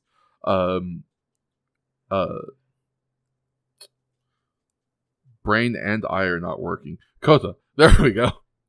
Until he finally finds Kota's mom, who is up on the patented shocker crucifix. We brought it back out again. Didn't spread her like the other times. No, but she's just tied to it this yeah, time. just tied to the cross. I'd like to think the shocker grunts didn't know how That's to do anything fun. that's fair. That's totally reasonable. I could believe Yeah. I didn't go to crucifix training, boss. Just tire. What was that, you goddamn mook? I'm sorry, I meant Nothing. So this is where we get like the weirdest part of the episode for me. Here Speaking of clownery. yeah, we get a couple of weird things. One, Yeah. we get the plus-size shocker commando. This guy's new. We've never seen this dude before. I don't know if we're gonna see him again. I'm not trying to like comment negatively on his existence or dissuade him from being here or anything. He just sticks out like a sore thumb in a sea of shocker mooks who all look relatively the same. Because this dude is just like double the size of your average shocker mook. Like a big. Hell yeah. Like a chunky chunk guy. Who doesn't enjoy a big mook, honestly? I love a big mook. I love a Regular big enemy mook. large. Yeah. Regular enemy large. So yeah, we have a regular enemy Bringing large. it back. We have a regular enemy large that has lines, that has like multiple lines. Yeah. G-boss. What are we gonna do? We've got That's not the common Rider. yeah, we've got Jelly Doll and him waiting in the sidelines for Kamen Rider to show up. And then With their comically long fuse. yes, again, continuing with our clown tactics for this episode, our plan of attack is when Kamen Rider shows up to rescue the mom, we are going to use our comically large fuse on our big thing of dynamite we have strapped to mom's back. And we're going to use that to Acme. blow up the Kamen Rider. And the wrench that has been thrown in the plans is that Taki is the one who shows up first. And so reasonably the grunt's like, well, what should we do about that guy? He's not the Kamen Rider. And Jelly Doll's like, well, that's Kazuya Taki. He's with the FBI. I fucking hate that dude. So he'll do. Just light the fuse. Blow him up. Good enough. Yeah. So Taki makes his way up the cliff that Mom is at, more or less the summit of. He starts untying her. It's starting to look like he might not get the job done in time when who should arrive on the scene but our good buddy Kamen Rider, hero to everybody. He finishes untying Mom. He very successfully grabs the dynamite and throws it so that it will not detonate on anyone. And then we get into our ending fight scene for the episode, or as I like to call it, throwing extras into the water. There's like literally like an assembly line moment of just like, and you go in the water, and you go in the water. Checks you go, the mail. They're not doing any other fight moves. Like it's just like you throw in the water, you throw in the water, you throw in the water. All right, Kamen Rider, now you get thrown in the water. All right, now you come in. You get thrown in the water. Yeah, we are on the beach, and we have decided that we are going to abuse that fact, and everybody's getting tossed in the drink. Other than that, I can't think of any major like big parts of this fight except for like when Kamen Rider and Jelly Doll transition back into the Shocker base and like the brief bull rope match bit. There are 6 mooks that get thrown into the water. 6 mooks get thrown in the water. Beach day. But yeah, I feel like there was one. Oh, I remember what it is now. We get a nice aerial shot. Once we get back into the base, we get a like.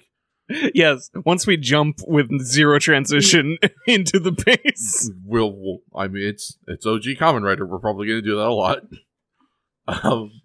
Look, they usually have a like clear use of the space. If they're jumping, they jump to another place on the map. Yeah. They went from the water and then interior shot through a door. Yep. They didn't land. It's definitely. Yeah, they just cut some shit. Yeah. For a time, probably. I do say, though, it's pretty disappointing that they did not capitalize on the jellyfish angle when they were in the No, water. not even remotely. No. Like, I thought he was gonna, like, crouch down and electrify the water. Right? And, you know, Kamen Rider would have to, like, fight him as being electrocuted, and it would have been awesome because he can stand so many folds, and it would have been... Who had been setting the new Guinness Book of World Records. Yeah. Yeah. With 5 million volts. Yeah, see, if this was a Kamen modern Rider's a Kamen Rider, cyborg they would freak, have but he absolutely can't- done that, and then, like, they would have given Kamen Rider, like, some sort of a power-up that lets him absorb lightning energy, or electricity, or whatever, and he would have done, like, a 5 million back volt... like Palpatine. Yeah, exactly. Fucking 5 million volt Rider kick. Shit would have ruled. Oh, God, that would have been That would be so cool. fucking sick. I and can then you, really like, break picture open- that, too. You break open the cyborg, and then you're like, oh no, and he's like, oh no, I'm not shock resistant anymore, and he gets electrified with his own electricity, and boom. Be fucking dope. That would have been cool. Anyways, that didn't happen. Yeah, We unfortunately go we into didn't the get that. base. But yeah, I do want to comment on the we got some cool stuff in aerial view. Specifically, my personal favorite stunt is, you know, we do that like suplex reversal constantly in the show, and we got one of those, but from the aerial view, and it just looked real nice because of that. But yes, we get the bull rope match bit for a little bit. This fight ends really abruptly. Yes. Because it's just Kamen Rider like throws Jelly Doll Unsurprisingly. into a corner, and then Rider kicks them, and then they explode, and so does the base. It's just like a real quick, like, we have 5 minutes left to wrap up the episode, let's go. It's less of an explosion for Jelly Doll and more of a poof. Yeah. Yeah. Like, they That's fair. hit Jelly Doll they hit a actually just computer and go disappears. poof. There's a puff of smoke and he's gone. Yeah. And then the base just goes boom, really big. And we cut to Kota being reunited So with mix his up. mom as he's been brought onto the scene by the Rider girls in the Jeep. Yeah. We get some good writer girl fits here. Mari has a nice little outfit going on. But the winner of the writer girls fit competition for tonight is absolutely Yuri with just, oh, what a cute little ensemble she had on. It's so good. It's so good. 100% something to actually wear. It's yeah, honestly. Yeah, honestly, it's just a great little fit. Would steal that look. It's, like I'd probably add some tights under it instead of just like legs, but still, Listen, she's working with what she's got. And I can't blame her. Me either. It's a better look. Yeah, and I'd be working with what I got. Yeah, I know. I feel it. It's a better look than the return of Duct Tape Chin Kamen Rider, who did come back at the end of this episode, though, like right before that scene where everyone comes out with their precious little outfits, and he is, as the base is exploding, he rescues the prisoners, and yes, that's right. His chin is all messed up for some reason. He's got duct tape chin, and also he like mantis shrimp punches the lock. Yeah. With the palm of his hand. I recall saying that he burped the lock like a baby. Yeah. Yeah, bam. And it explodes. And it burps at the people with the small little pyrotechnic. Yeah, everyone's happy and looking super cute, and I'm so excited to see more outfits in the show. There's so many good fits in the show. Yeah. I don't know about you, but if I ever create a hyper successful TV show, I will break down the outfits of episodes of what, make an actual wardrobe for each character, so if anyone wants to cosplay or just steal the look, they'd be able to. I think it would depend on the type of show I was making, but I'd certainly give it some thought. Like with Kamen Rider, and I've been watching Twin Peaks, which has consistently had good outfits. I'm just like, damn, I could use that for both these shows. Yeah, I feel that. There are definitely some outfits I've seen in shows or movies where I was like, damn, I would love to know where they got that so I could put it on my body. Or at least just to know the vocabulary so you can find like a knockoff brand that doesn't cost like $500 or whatever.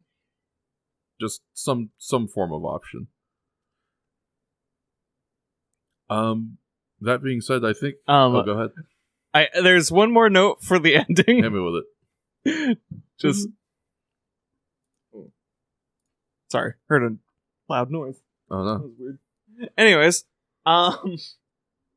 assuming this isn't my doom.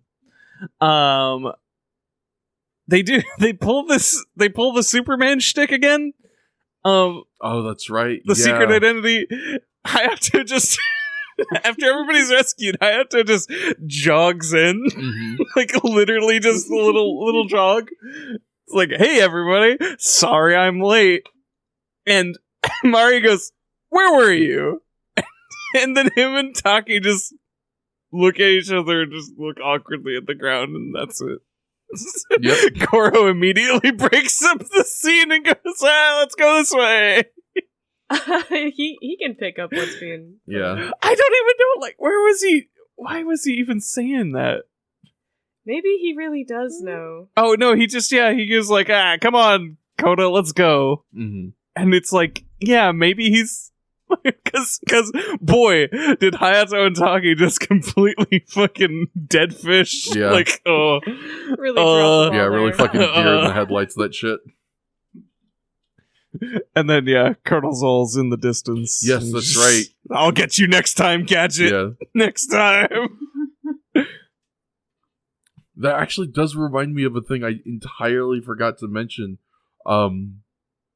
It doesn't happen in this episode, but I remember bringing it up in the when we actually watched the I for the life of me cannot remember the name of this Gaijin past peeled gorilla. That's just who he is in my mind now. Molong? Yeah. Yeah, Molong. When Molong dies, we get another scene of Colonel Zoll at his desk being sad. Yeah. It's He's really pissed. he gets so he's like you get the zoom up of his face and he's like so upset that like his kaijin has died. It's like, oh, I'm sorry that they murdered your son, Colonel Zoll, but also I'm kind of not because you're a Nazi. My beautiful monster child. Why have you done this to my boy? Look how they Can we kill the massacred my monster boy. child, but Also, of note for this episode, the streak is over. Kamen Rider has not renewed his pledge. Oh yes, finally! Thank the Lord. They just talk about how the persistent evil Colonel Zoll will continue their efforts to conquer the world and to fight on Kamen Rider, Yes, that's right. our Kamen Rider. Finally, we have stopped praying for my grandpa. He's no longer too powerful. he's banked them all in. Yeah, they finally got him It's back good in for the the rest- hospital. We'll see if this continues, if they pick this back up. But it's nice to see Yeah, that we finally stopped the same ending message. yeah. For once, finally. Also, where's Pochi? Yeah. Also, Where's Pochi? do we Pochi exploded with the know base. that Pochi isn't. Damn. They got him. They turned him into an electro dog. Filled him with I'm 5,000 gonna volts. get really conspiracy theory here. Okay. The reason why Kota is that his name? Yeah. The kid? Yeah, the reason why Kota was so sure that the jellyfish was in fact an alien was because Pochi was an alien. And he knew this. So he's like, oh, they're coming to steal my dog. This makes There sense. you go. Name me a theory that So makes sense more. so because how does that's it not resolved? Gopher, how does this fit in with Kojima secretly working on Silent Hills? Yes, glad you asked. Oh God. If Please listen for another 30 minutes. you know, I really could, but I know you and B both have to go to Yeah. sleep. So I'll save you the next 4 hours of my dissertation. Okay. Thank you. If you want to check out Gopher's dissertation on Hideo Kojima secretly working on Silent Hills, subscribe to our Patreon. That will maybe at some point Yeah, exist I'll actually sometime do soon. that. But Don't worry, you can get plenty of that content for free. yeah, really. But if you want to hear Gopher I specifically, have you a- gotta pay for it. Yes. That'll be our $10 patron reward. There you go. I will make a dissertation on why Poochie is actually Norman Reedus from Silent Hills. Oh, okay. That I would actually pay $10 to see that. He went back to his home. I can't guarantee length, but I Po- can guarantee it'll make no sense. And it will be exactly what Kojima was planning from the start of Metal Gear. I wouldn't want it any other way. Chicks, it sounded like you had something you wanted to cover before we go ahead and sign off for the night. Well, first of all, Pochi died on the way back to their home Oh, planet. right. But second of all, I can't believe we didn't even think to do that joke until now. I'm a little annoyed that it took me this long to actually clue in after making the initial Poochie joke. Mhm. God.